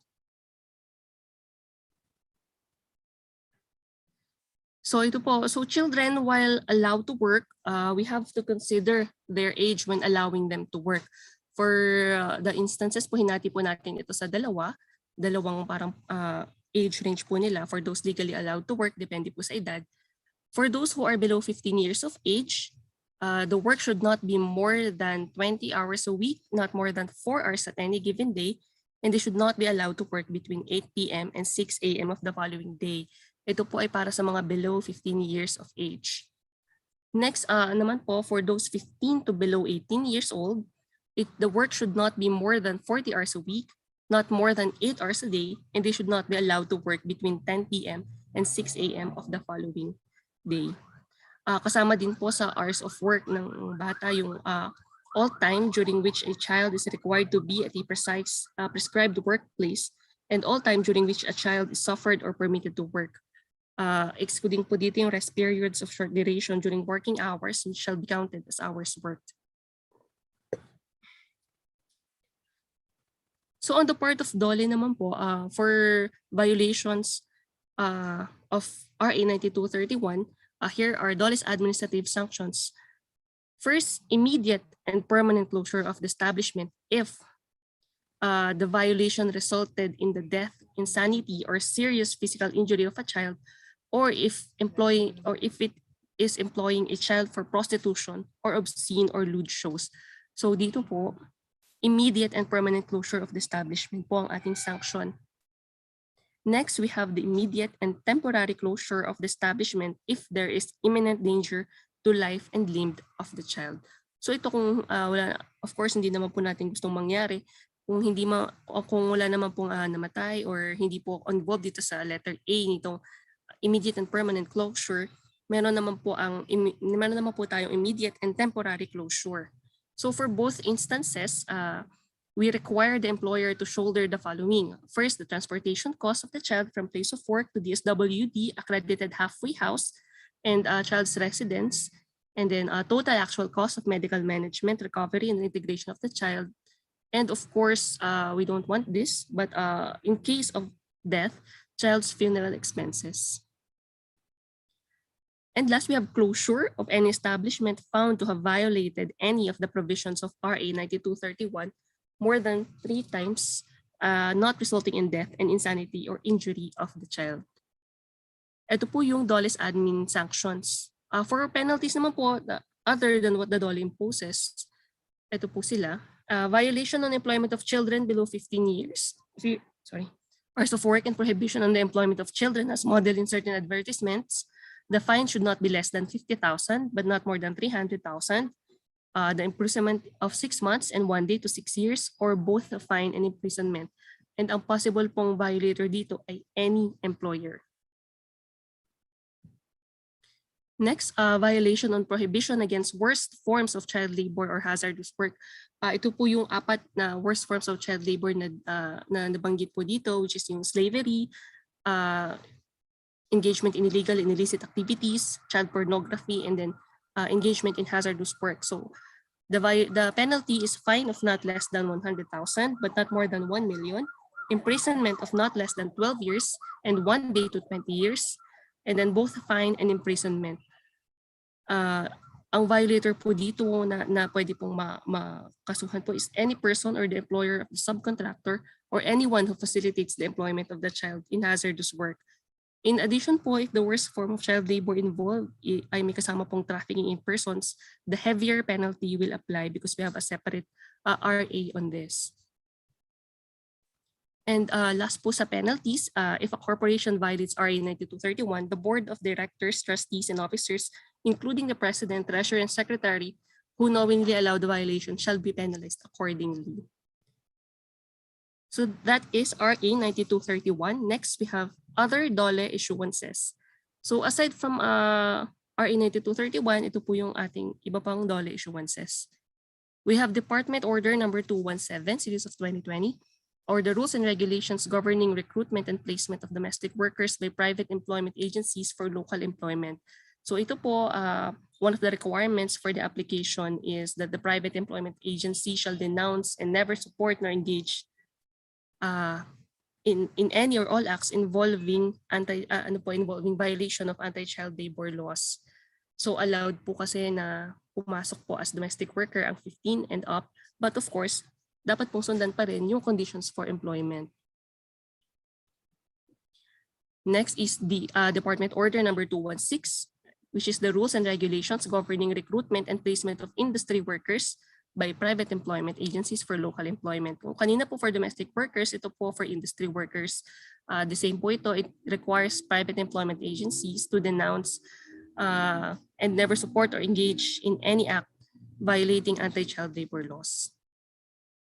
Next, we have Department Order number 183, Series of 2017. So this is the revised rules on the administration and enforcement of labor laws pursuant to Article 128 of the Labor Code, which reiterated that among the priority establishments and workplaces in the conduct of written inspection are those employing children. Next po, we have Department Order number 175, Series of 2017, or the Implementing Rules and Regulations on the Special Program for Employment of Students. So it provides that SPES beneficiaries shall not be engaged in any hazardous work or undertaking, and the hours of work shall not be more than 8 hours a day, nor more than 40 hours a week, and not from 10 p.m. to 6 a.m. Next, we have DO number 159, Series of 2016, Guidelines for the Employment of Migratory Sugarcane Workers, which prohibits children below 18 years of age to be employed as migratory sugarcane workers. And then we have DO number 156, Governing the Working and Living Conditions of Fishers on Board Fishing Vessels, which states that fishing vessel owners engaged in child labor and forced labor shall be penalized pursuant to the appropriate provisions of the revised penal code and the relevant Republic Acts. And ito po, kari-release lang din po namin ito, which is the Labor Advisory number 22, Series of 2021, or the engagement or participation of a child below 15 years of age in public entertainment or information during the implementation of alert level systems for COVID-19 response. So this provides for the work arrangement of children below 15 years of age who will be engaged in public entertainment or information in areas placed under alert level systems. And then last year po, we issued Labor Advisory number 24-A. So this is the engagement of children 15 to below 18 years of age in public entertainment or information during community quarantine. So it allows children 15 to below 18 years of age to participate on-cam in studio or location shoots, provided that the minimum public health standards are strictly implemented and observed. For those below 15 years of age naman po, we have Labor Advisory number 23, Series of 2020, or the engagement or participation of a child below 15 years of age in public entertainment. So it only allows photo shoot or audio-video recording in the child's home under the supervision of the child's adult family members. We also have Labor Advisory number 9, Series of 2017, which is the guidance to host establishments in ensuring safe workplaces for senior high school students under work immersion program. So this provides that senior high school students between 15 and 18 years of age shall not be exposed to hazardous materials, and they should not work between 10 p.m. to 6 a.m. of the following day. So all of these DOLE issuances po are available online. If you wish po, we could provide a copy of these issuances for further reference. And that ends my presentation for the topic on special laws on child labor. Thank you so much, Ms. Dayan, for sharing your knowledge and insights on child labor and related laws and issuances. To our dear participants, please reserve your questions for later Q&A after Ms. Dayan's second presentation. So before proceeding to the next topic, we will be showing you 2 short videos of child laborers in mining, specifically compressor mining. Please note that these videos were produced and taken with the consent of the children involved and their legal guardians. They consented to show their faces and agreed to use the videos for ban toxics advocacy work.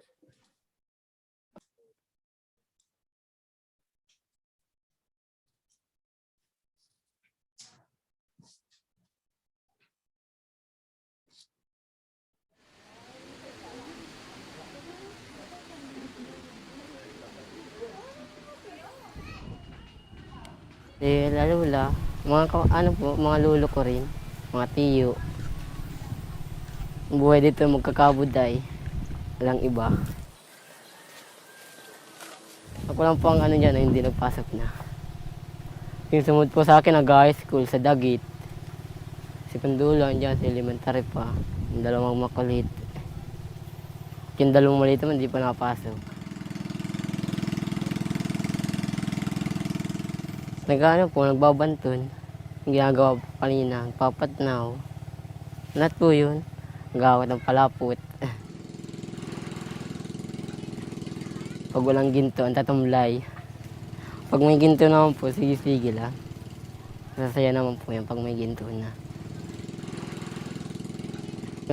Po, isang bahay, no trains po, minsan po, tagda 200, 150. No trains na po yun, isang bahay. Pag wala pong bigas sa bahay, kakabod, parang pambili bigas. Sa ulo po, nabagsakan pa ako. Dito po sa kumpusara na. Ang sabi ng mga ko kabarkada, tigilan din pagkakabot, pagod na rin daw. Nasusulatan po. Minsan pagod sa mga katawan. Minsan po naiisip ko, nakapagod na rin po ay. Narurugado na ang katawan. Magtigil ang pagkakabot. Parang gusto ko na magtigil ay. Kaya hindi mapigilan at hindi pa makatrabaho si Papa. Si Papa baga po. Kaya nagkaano sa baga ay nagsuko ng dugo gawa sa aparato. Alikabok. Nato ng yung baga. Ayos-ayos na rin po. Yung ubo-ubo na lang. Pero sige-sige rin po pag-iinom ng gamot niya. Pagtapos pag-aaral, wag sa akin gumaya. Para hindi maranasan yung nilaranas ko ngayon. Ano lang.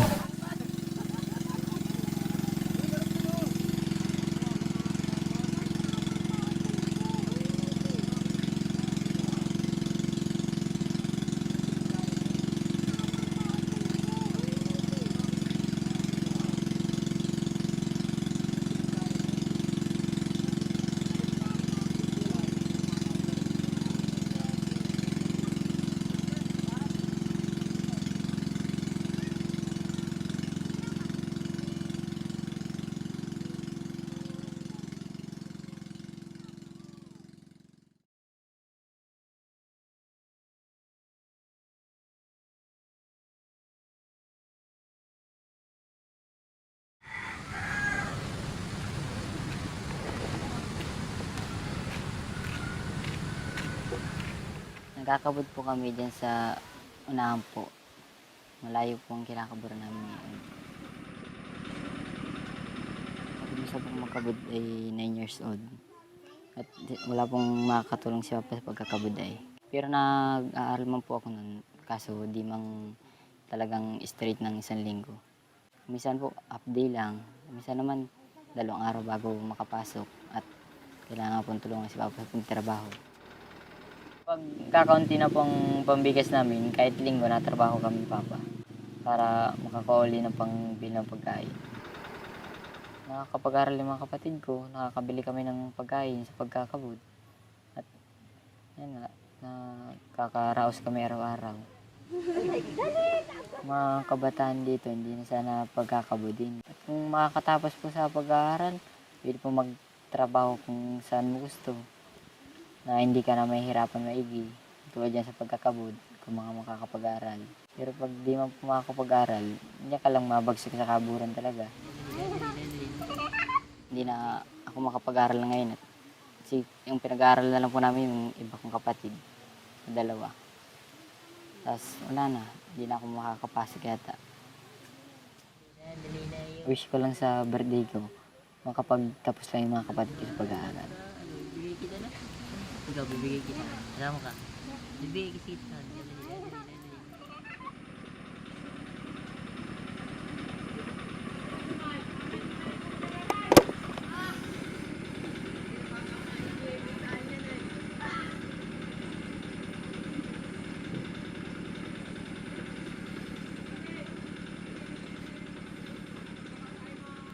So there you go. Sa mga hindi po nakakaalam kung ano ang compressor mining, ang compressor mining po ay isa sa pinakatanyag at pinakadelikadong uri ng pagmimina dito sa probinsya ng Camarines Norte sa Kabikulan.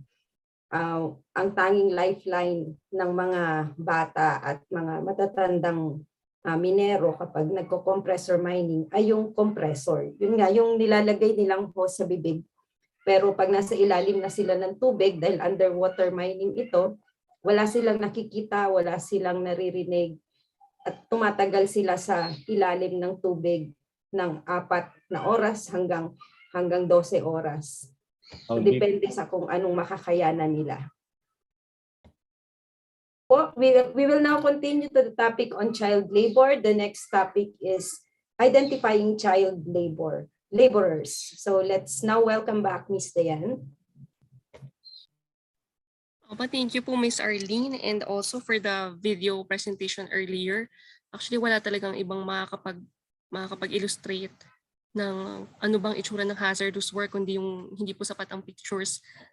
Mas maigi po para po mas maintindihan natin yung videos po talaga. So, mabuti po at meron pong video ang Bantoxics regarding po dito sa kanilang isa din po sa mga areas po kung saan meron po silang project, which is mining po sa Region 5. We can share that, ma'am, to you, the video.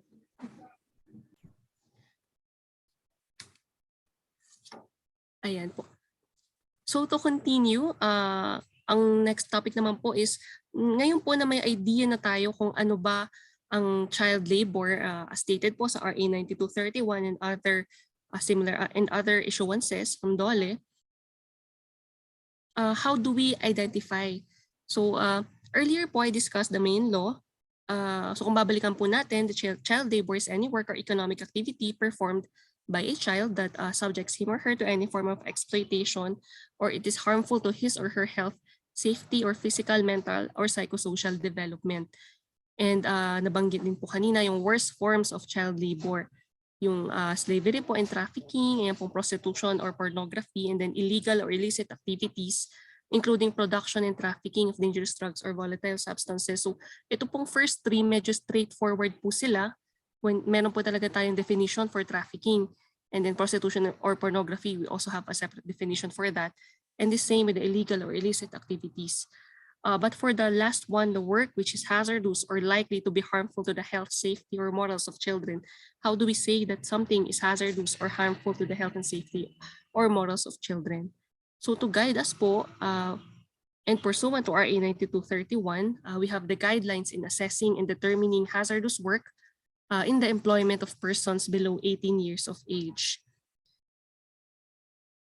So these guidelines will help us in identifying if a work or an industry or an occupation could possibly be hazardous, and meaning magiging parang child labor po yung ginagawa ng bata kung nandun siya sa industry or occupation na yon. So if you want a copy of this department order, available po ito sa ating website, www.bwsc.dole.gov.ph, or kahit po i-google lang po siya, magpapakita po ito. We could also provide a copy of this po for our participants. So the purpose po talaga nito, original purpose, is to serve as a guide of the labor inspectors, but we can also use this to identify which industries and occupations are considered hazardous to children. So here are some of the terms that we must remember when we think of what is hazardous work for child.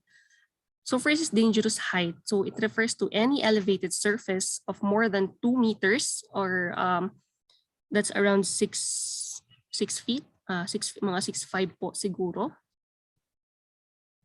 And then next is difficult condition. So it includes work performed for long hours or during the night, or where the child is unreasonably confined to the premises of the employer. So when we say long hours po, as shared earlier po, allowed naman pong mag-work, but for example po, for below 15, ang allowable hours of work lang po ay 4 hours a day, 20 hours a week, and no work between 8 p.m. to 6 a.m. of the following day. And then kapag naman po 15 to below 18, 8 hours, 8 hours of work per day, 40 hours per week, and no work between 10 p.m. to 6 a.m. of the following day. Next is heavy load. So when we say heavy load, this refers to any load that weighs more than 10 kilograms or 20% of a male child's body weight, or whichever is lesser, or 8 kilos or 50% of a female child's body weight, whichever is lesser.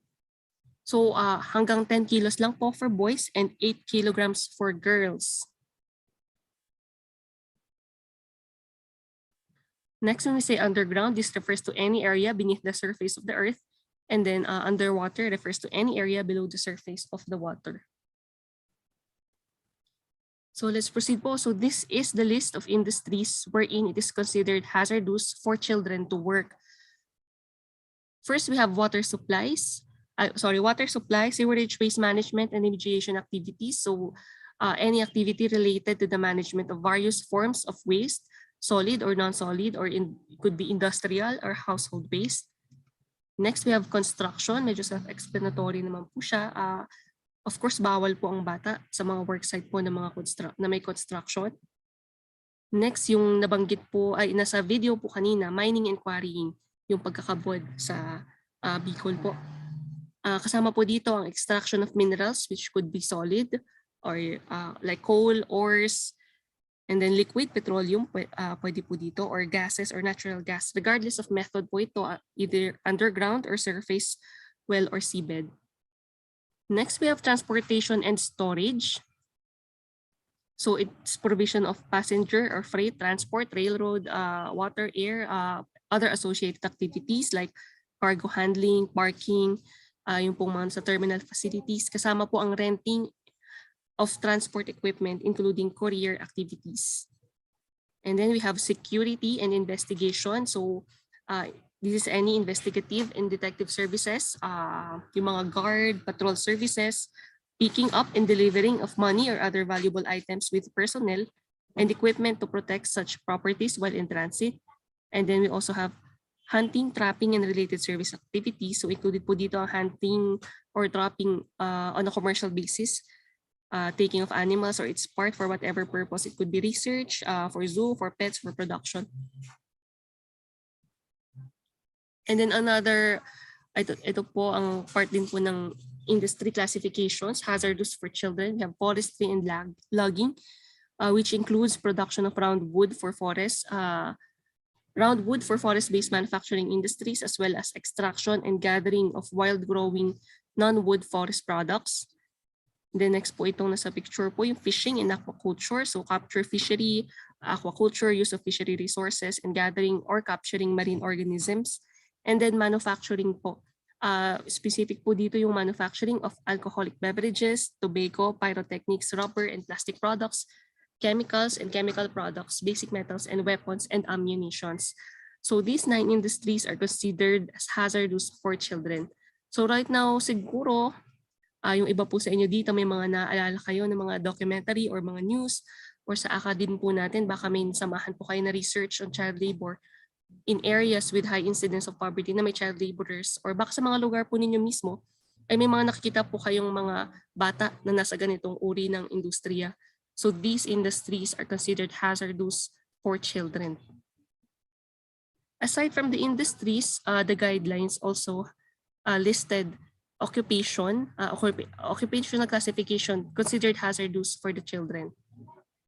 First, we have farmers and other plant growers. Included po dito sa occupational classification ang preparatory and planting activities that involve clearing of land, plowing, harrowing, irrigating, constructing paddy dike, and cutting, and tending activities that involve loading and carrying of heavy loads. So makita niyo po dito sa picture yung ginagawa po ng mga bata na i-involve po sa farming.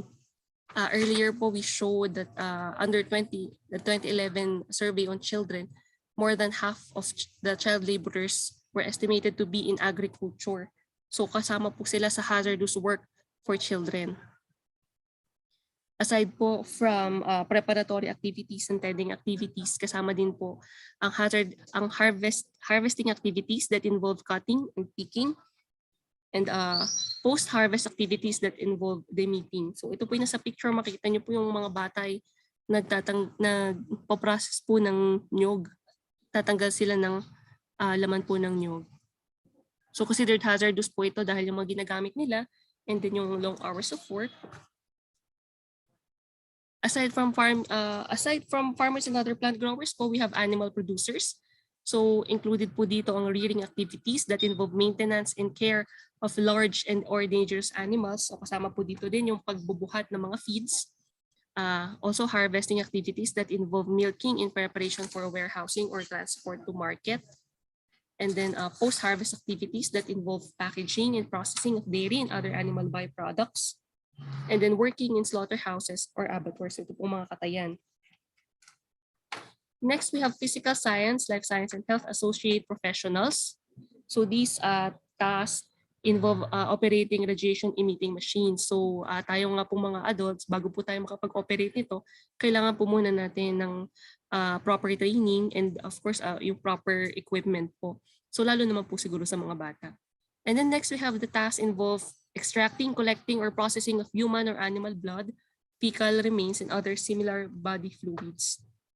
Which ito po kasi may expose po yung bata sa chemicals and other biological agents. Also included po dito sa occupational classification na ito yung use of child as human sample in experiments for new drugs and vaccines. Under sales and services and elementary occupations naman po, we have work that requires the use of dangerous power tools, machines, devices, and sharp instruments, as well as tasks that involve handling, use, and application of or exposure to toxic, corrosive, flammable, and combustible substances. Under sales and service elementary occupations pa rin po, we have selling of alcoholic beverages, tobacco, pyrotechnics, chemicals and chemical products, weapons and ammunitions, pornographic merchandise, and dangerous high-power tools. So kanina po, kung maalala po ninyo, under industry classification, bawal po ang mga bata sa manufacturing. Ito naman po, from manufacturing hanggang selling, hindi pa rin po sila dapat ma-involve po dito sa mga products po na ito. And then next, we have courier and delivery service-related tasks. Ito po siguro yung sa mga area na meron pong courier services like Grab, Foodpanda, Lalamove. Hindi po pwede ang below 18. Specifically po kasi ang kailangan din naman talaga sa mga courier services ay 18 years old and above po dahil dapat po naka-professional license sila.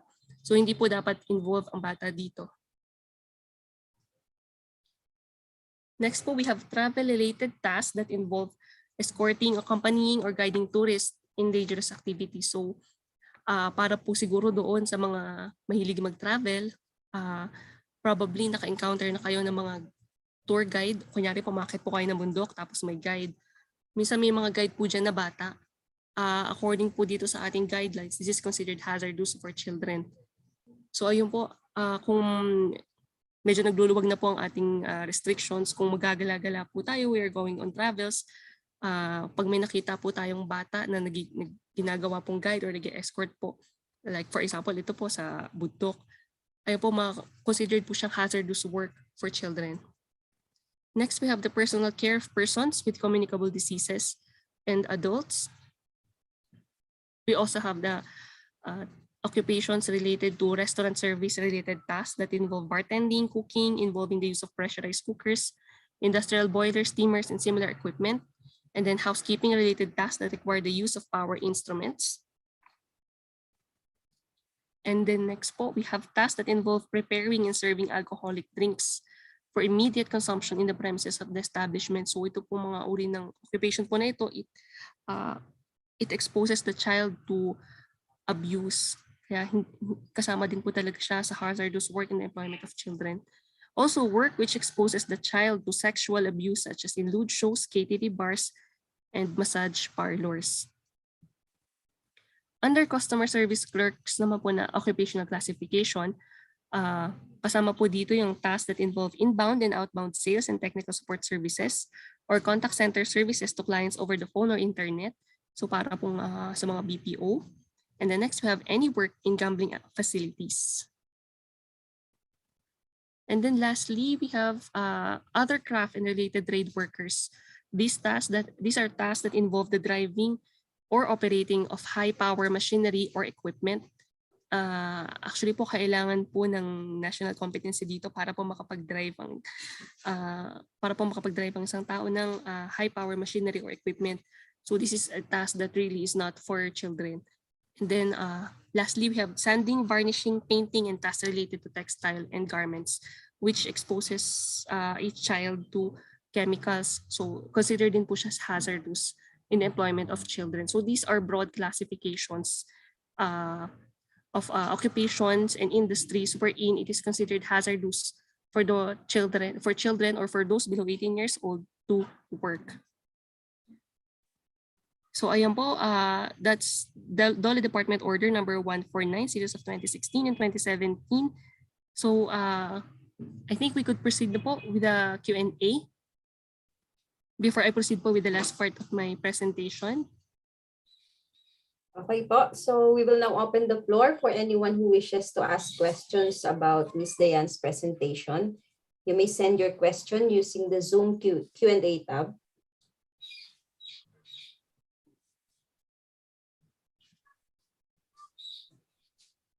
So for our first question, Ms. Dayan, the unprecedented economic impact of the COVID-19 pandemic is pushing children into exploitative and dangerous child labor. Ano po ang ginagawa ng inyong ahensya to mitigate or address this issue? Opo, right now po, the DOLE has the Child Labor Prevention and Elimination Program, and one of the components of our program is the profiling of child laborers. So ang ginagawa po natin dito sa profiling of child laborers, which we started in 2018, is that we identify child laborers and then we look for them, we conduct interviews, and then we assess their needs, ano po ba yung kailangan nila, and then refer them for appropriate services so that we could provide these services and then eventually remove them from child labor. So up until now po, ongoing po siya, nagpo-profile pa rin po tayo ng mga child laborers. Thank you po, Ms. Dayan. Another question. According to Poverty Child Labor Cycle, ang kahirapan ang nagiging sanhi ng pagkakaroon ng child labor o ang kahirapan ang nagtutulak sa mga bata na sila ay magtrabaho sa murang edad. Kapag ang bata ay naging child laborer, maapektuhan nito ang kanyang pag-aaral. Kadalasan, mas pinipili ng bata ang kumita ng pera para makatulong sa pamilya kaysa mag-aral. Kapag ang bata ay hindi nakapag-aral, sila ay hindi magkakaroon ng disenteng trabaho at mananatili pa din sa kahirapan. Kaya ito ay tinatawag nating intergenerational. Mula sa mga lolo hanggang sa mga magulang hanggang sa mga anak. Paano natin puputulin ang ganitong cycle? Opo, napakaganda po nung question po na ni-raise po dito. Totoo po yun. Isa po na tinitingnan natin na main reason for child labor is poverty. Actually, it is the cause and consequence of poverty. So sa ngayon po kasi, yung nabanggit po na intergenerational siya, yung notion po kasi ng mga magulang na sila mismo child labor, sila nang bata pa sila. So parang iniisip nila na okay lang to dahil lumaki ako, ganito ang tinuro sa akin. So isa po sa mga ating pong component po ng DOLE Child Labor Prevention and Elimination Program, kasama po dito yung awareness raising activity. Doon po talaga yung isa sa mga pinagtutuunan po natin ng pansin is awareness. Napansin po kasi namin doon po sa iba naming napoprofile, hindi naman dahil sa gustong pagtrabahuhin talaga ng mga magulang. More on may mga nagsasabi po sa kanila na hindi nila alam na bawal pala yung ginagawa ng mga bata. Kasi nung panahon nila, okay lang yon. So doon po, isa po yung sa mga pinagtutuunan natin pansin, nagkakaroon po tayo ng awareness raising activities. Tuloy-tuloy naman po ito, every year we actually have the World Day Against Child Labor every June. Nagkakaroon po tayo ng awareness raising activities from the national hanggang sa regional, local levels. We also partner with the LGUs and other organizations para po maibaba po ito sa community. Kasi po kami po sa DOLE hanggang provincial offices lang po kami. So what we do is we partner with with government agencies po like the DILG, LGUs po and the SWD who can actually reach the communities to raise awareness regarding child labor. For the parents naman po ng child laborers po, lalo po yung mga napoprofile natin, naiintindihan po natin na ginagawa nila yon to augment the family's income. So lalo po ngayong pandemya, may mga magulang po talaga na nawalan po ng trabaho. So what we do is that we provide them with livelihood assistance, pwede rin pong skills training or pwede rin pong parang employment facilitation or emergency employment in the form of tupad. Ito po yung mga pinoprovide naman natin, hindi po dun sa child laborer mismo, but doon po sa kanilang parents, guardians, or older sibling, yung pwede pong mag-avail para po instead na pagtrabahuin nila yung bata, na siya po nag-augment po ng income, ang mangyayari na lang po is bibigyan po natin ng source of income yung atin pong, yung magulang po ng mga bata or ng mga child laborers. So instead po na bata po yung pagtrabahuhin nila, sila po yung bibigyan po natin ng source of income po nila or alternative source of income.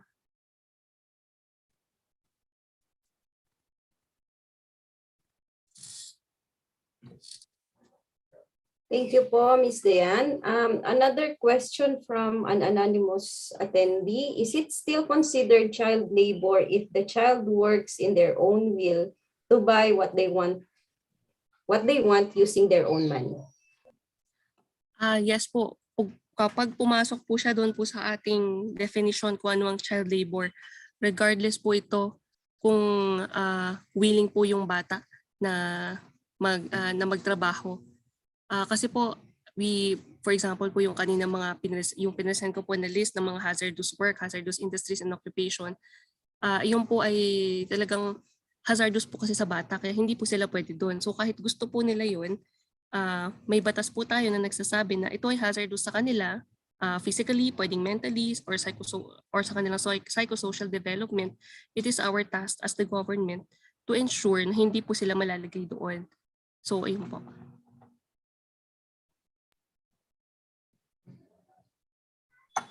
Another question po. Ano na po ang update sa goal ng DOLE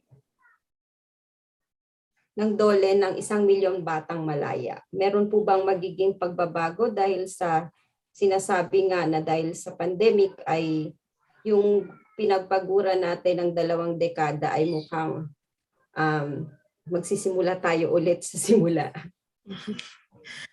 Actually, parang hindi naman po siya magsisimula ulit mula sa umpisa dahil marami na po tayong nasubukan po nagkaroon na po may mga na-establish po tayong partnerships na ito po palang mga partners po nito ay pwede po nating matap when it comes to addressing child labor. And then yung binanggit po doon na 1 milyong batang malaya, that was from the parang branding or messaging po siya mula po doon sa dati po kasi ang nakitang bilang ng child laborers based on the 2011 survey on children ay around 2.1 million children. So parang ang goal natin nun ay at least half of them should be withdrawn from child labor. It was also reflected in the Philippine Development Plan 2017 to 2022 na ang nilagay po natin doon nung umpisa actually 630,000 children removed from child labor by 2022. But now po, we acknowledge that child labor is a human right. So our goal actually is a child labor-free Philippines. The goal now is not just 1 million children but 0 child laborers. So kumbaga, we are aiming for the stars. Pero syempre, 1 child labor saved is important for us po. So hindi na po natin inaano na 1 million kasi ano po yung mag-stop po ba tayo sa 1 million? Of course not. As long as there is child labor, the DOLE and our partners, we have the National Council Against Child Labor will be working to remove these children from child labor. Thank you po, Ms. Dayan. Way to go po talaga. So, pwede na po natin ituloy yung inyong presentation. Sige po, yung last portion. Yan, saglit po.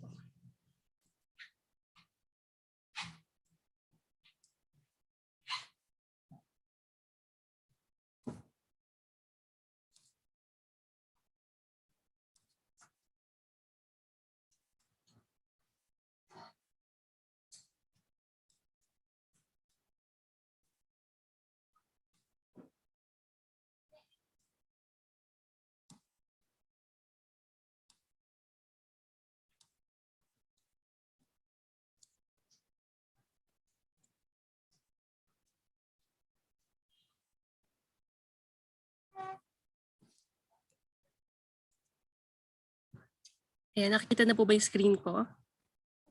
Yes po. Apo, ayan.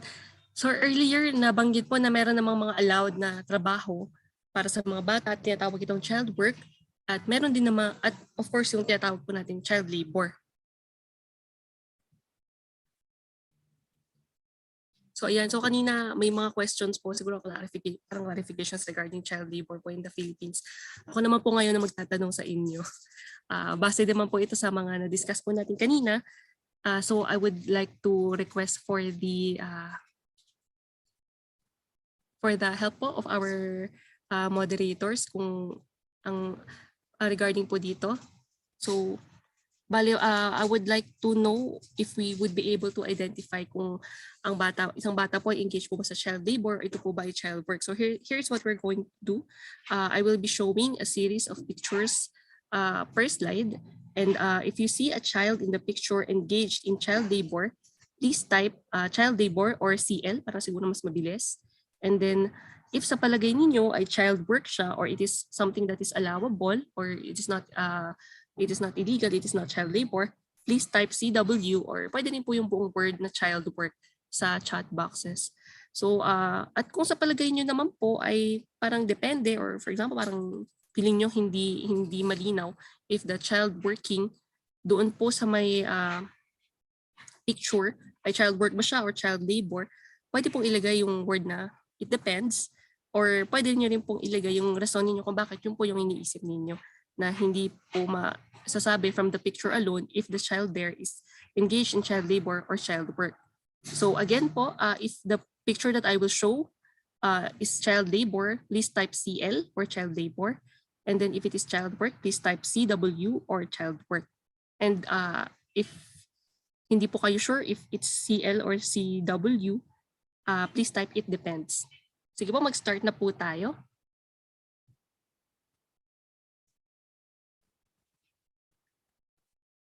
Ito pong first picture. Ayan, okay. Ang bilis. Opo, yung mga pinapakita po dito, mga bata na naghahatak ng troso. This is under forestry and logging, and yes, tama po kayo. This is under child labor. Child labor po ito. May sumagot po ng child work si Sir. Opo.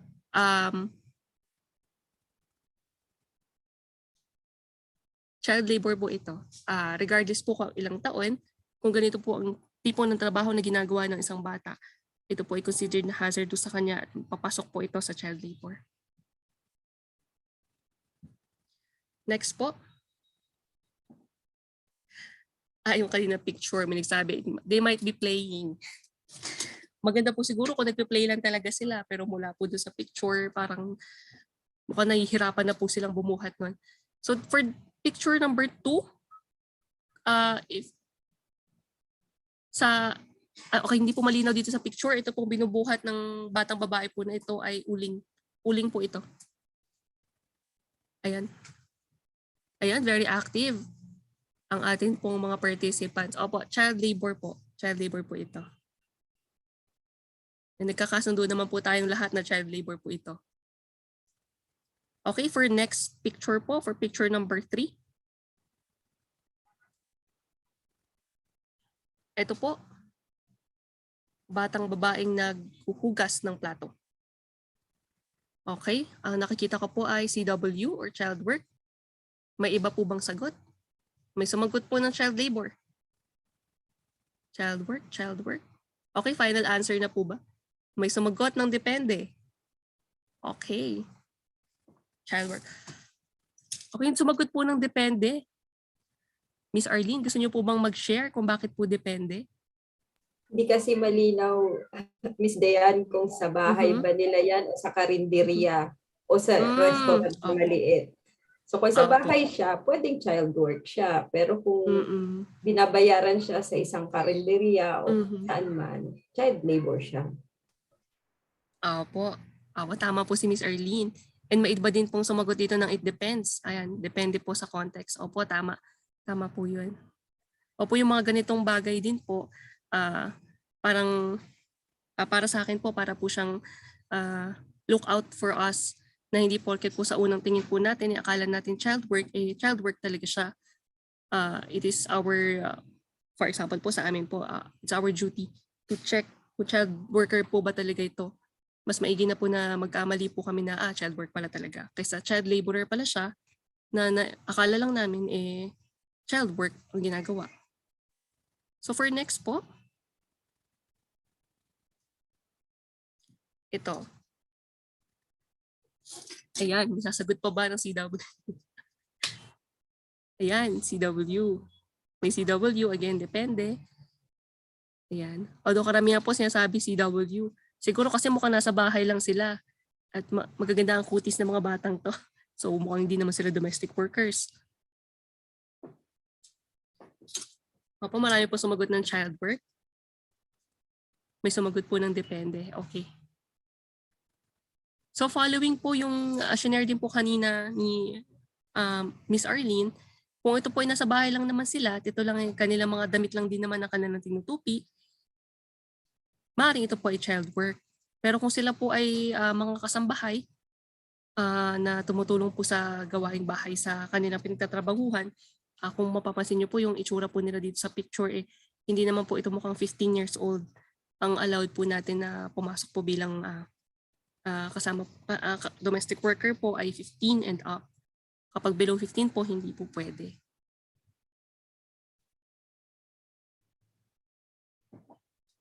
Ayan, may isa pong nag-share na kung magaan ang work at masaya ang mga bata sa ginagawa nila, it's child work for me. Ayan.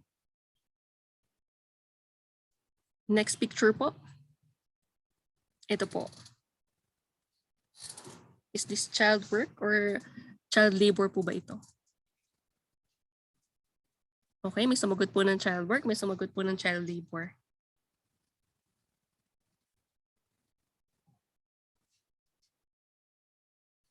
Ayan, so medyo hati po tayo dito. Child labor or child work.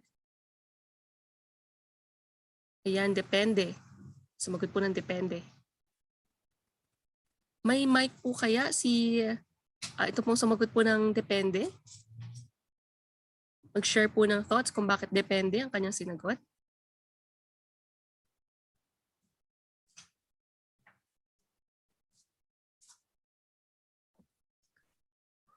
Julius? Jules, pwede mo ba explain yung sagot mo?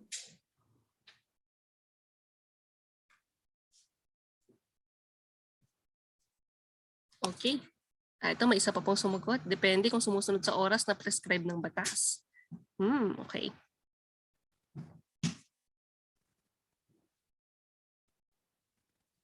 Okay. Si sir po ba ay mag-share or the same po dito sa shinare po ng iba pong sumagot ng depende?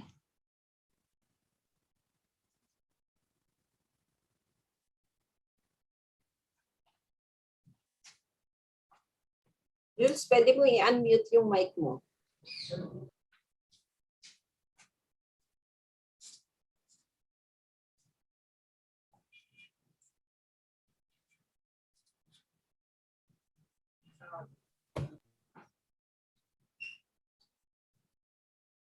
Sige po, Miss Dayan, tuloy po tayo.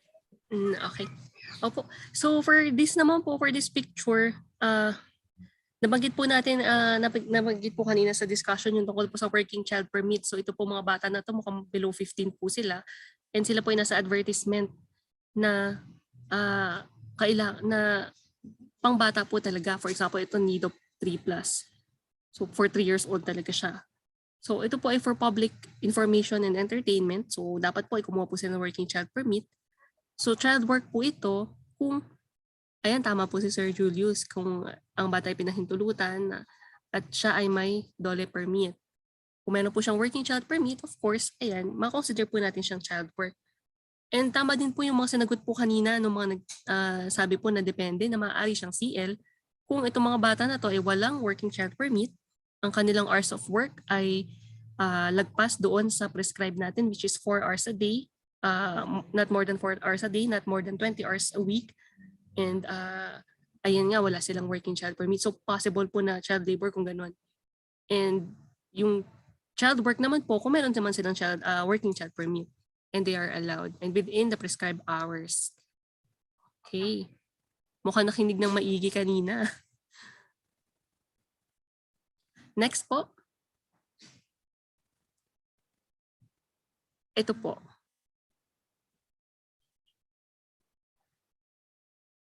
Masasabi po ba siyang child labor or child work siya? Okay, karamihan po ng mga sagot ay child labor. Opo, dahil kasama po sa considered hazardous yung transportation and storage. That's one po, mukhang nagtatransport po siya nito. And mapapalala pa po ito dahil mukhang semento po yung binibitbit ng bata. So nasa construction din siya, which is another hazardous industry for children.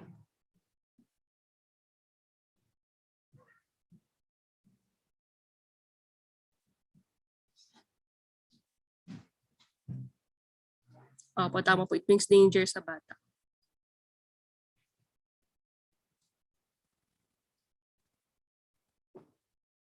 Next po ito.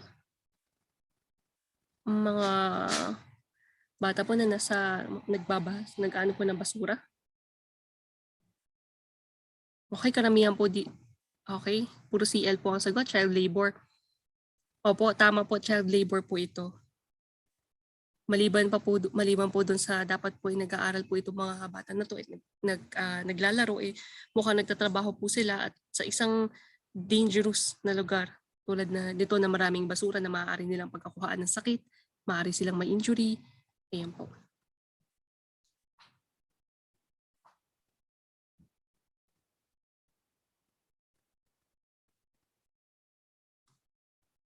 Next po.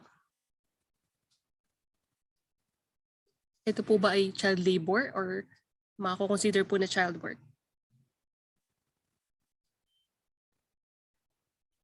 Ayan, karamihan po ng answer ay child labor. Itong bata po na naka-blue, gumagawa po siya ng paputok.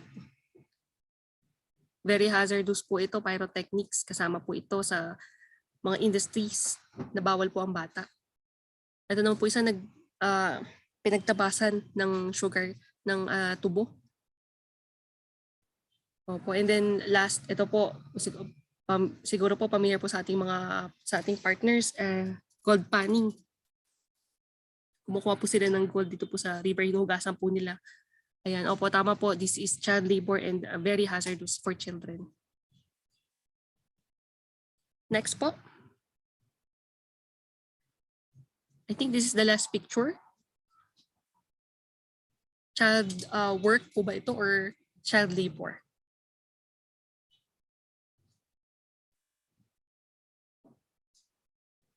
Yan, karamihan po ng answers ay child work.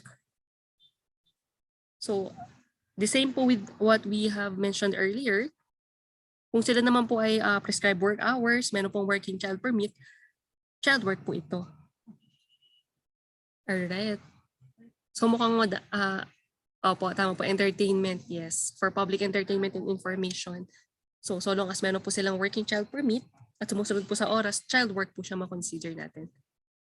So yan po, maraming salamat po sa inyong pag-participate sa ating mini tanungan po.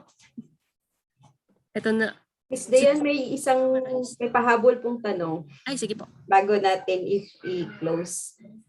May pananagutan po ba ang mga magulang kapag ang isang menor de edad ay nagrason na kusa siyang maghahanap buhay upang makatulong sa pamilya? Actually po tayo po sa DOLE as much as possible kung parang ang nagpapatrabaho po ba sa kanya yung magulang niya, we educate the parent kasi ayaw naman po natin na i-penalize yung parent kasi kaya nga nagtatrabaho yung bata dahil walang trabaho, tatanggalin pa ba natin yung magulang niya.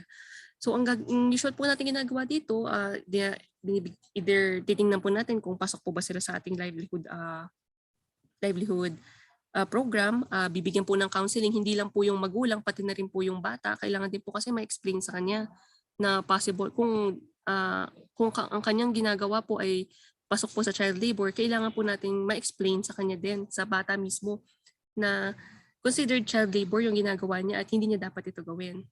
So ayun po, hindi po tayo parang vindictive po sa parents.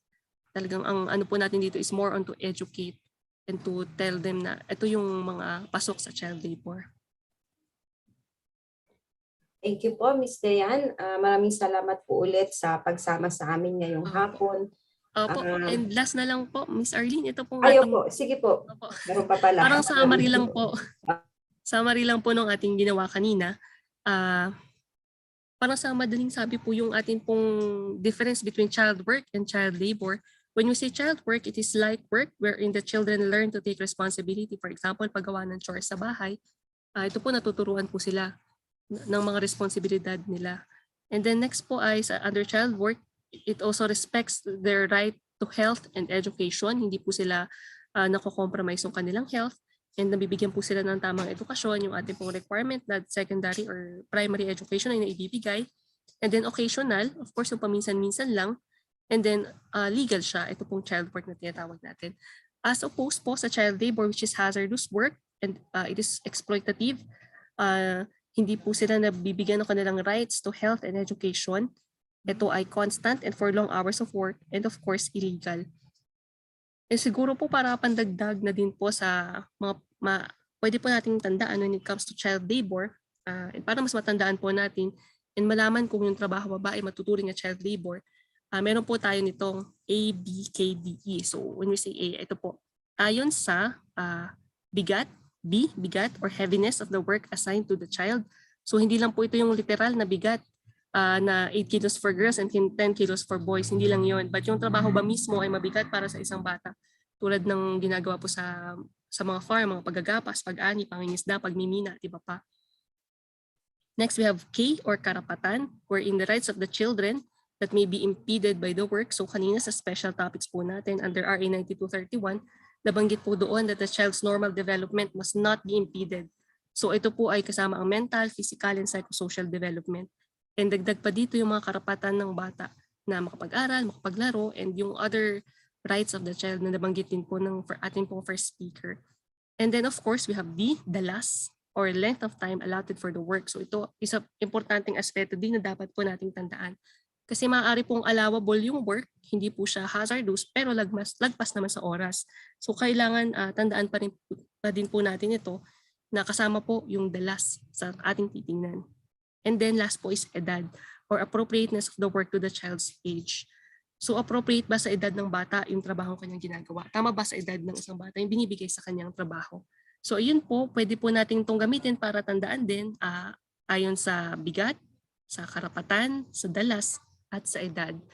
And ayan po, maraming salamat po sa inyong pakikinig. Kung kayo po ay may mga karagdagang katanungan, may mga nais kayong i-report o iulat na kaso ng child labor o kaya ay nais niyong malaman kung ano ba ang mga updates tungkol po sa ating mga programs against child labor, narito po sa ating screen ang social media accounts na maaari po nating i-follow, click, like, share, and subscribe, at maaari din po nating gamitin ang hashtag Batang Malaya, hashtag Child Labor Free Philippines when we post about this.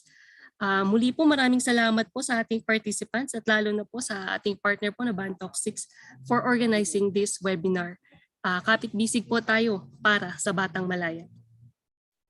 Maraming salamat po muli, Ms. Dayan. Sabi ko nga po, hindi makukumpleto itong webinar na to kung wala ang BWSC. Kasi simula namin yung advokasya para sa mga bata. Nandiyan kayo mula sa simula. So sabi niyo nga po, kapit-bisig para sa Batang Malaya. So, thank you so much po. Thank you po. Para po dun sa nag-comment ng are we allowed to show brands for presentation since we are live in YouTube? Hindi na, yung pong kailangan po siya sa presentation ni Ms. Dayan at hindi naman po natin pinopromote or ginajudge yung products na pinakita. Kailangan lang po siyang ipakita as an example at yun nga, hindi naman po pinopromote nitong webinar na to o hindi naman ginajudge yung produktong yun kung may napansin po kayo na mga products na inilabas. So yun po. Before we formally close this afternoon session, we have a message from Reverend Father Conigundo Garganta. Father Garganta is an executive father of the Catholic Bishops' Conference of the Philippines.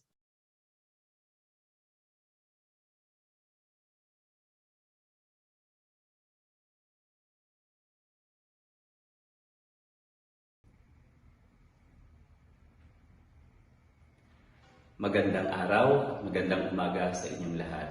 I would like to offer a word of thanks and congratulations to Bantok 6 for being able to put up this 2-day webinar on child rights and related laws. For the past months, We've been faced with the challenges and the difficulties arising from pandemic situation. Surprisingly, we've been hearing news, reports that there are a lot of violations being committed against children. Pandemya na. And we still hear news and reports like this. And what are these specific violations being committed against children? We hear of the evil and the problem of sexual exploitation of children. Nakakalungkot na marinig itong balita na ang mga bata nagiging biktima ng ganitong mga masasamang gawain. We hear stories, we hear reports, but this we hear from those who are in the media. But if we are to listen directly to those who are victims or those who fall prey into these problems, into this evil, alam din kaya natin how to deal with them, how to attend to them. In this two-day webinar, the organizers will be able to provide for those who will be participating, for those who register to this webinar, a way of understanding and knowing the in and outs of this problem, and in the process, learn means or steps to be able to assist and address children who may have victims, fall victims into these problems and difficulties. I would like to encourage you as you continue your participation in this two-day Zoom webinar to take into heart what you will learn from here, what you will gain from here, and become with Bata 6 a promoter of care and of support for children, to say no to the evils of sexual exploitation of children using the means of technology, especially online and virtual means. Let us care for our children. Let us protect them. And you have something to offer to make this happen. To remove those that will hinder children from attaining what they truly deserve, respecting their rights and helping them achieve what God has planned for them.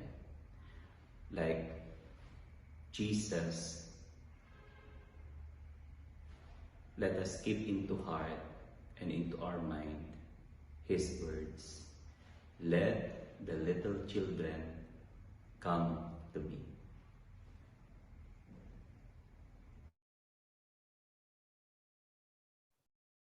That concludes today's webinar session. Please join us again tomorrow for another session on Code of Ethics when conducting an interview with children's rights and environmental law, and organizing children and youth. Thank you everyone for attending today's session. We appreciate your support for our event. Please make sure to have answered the attendance sheet for today's session. And again, tomorrow we will have another attendance sheet and evaluation form before we will send you the certificate of attendance. See you tomorrow.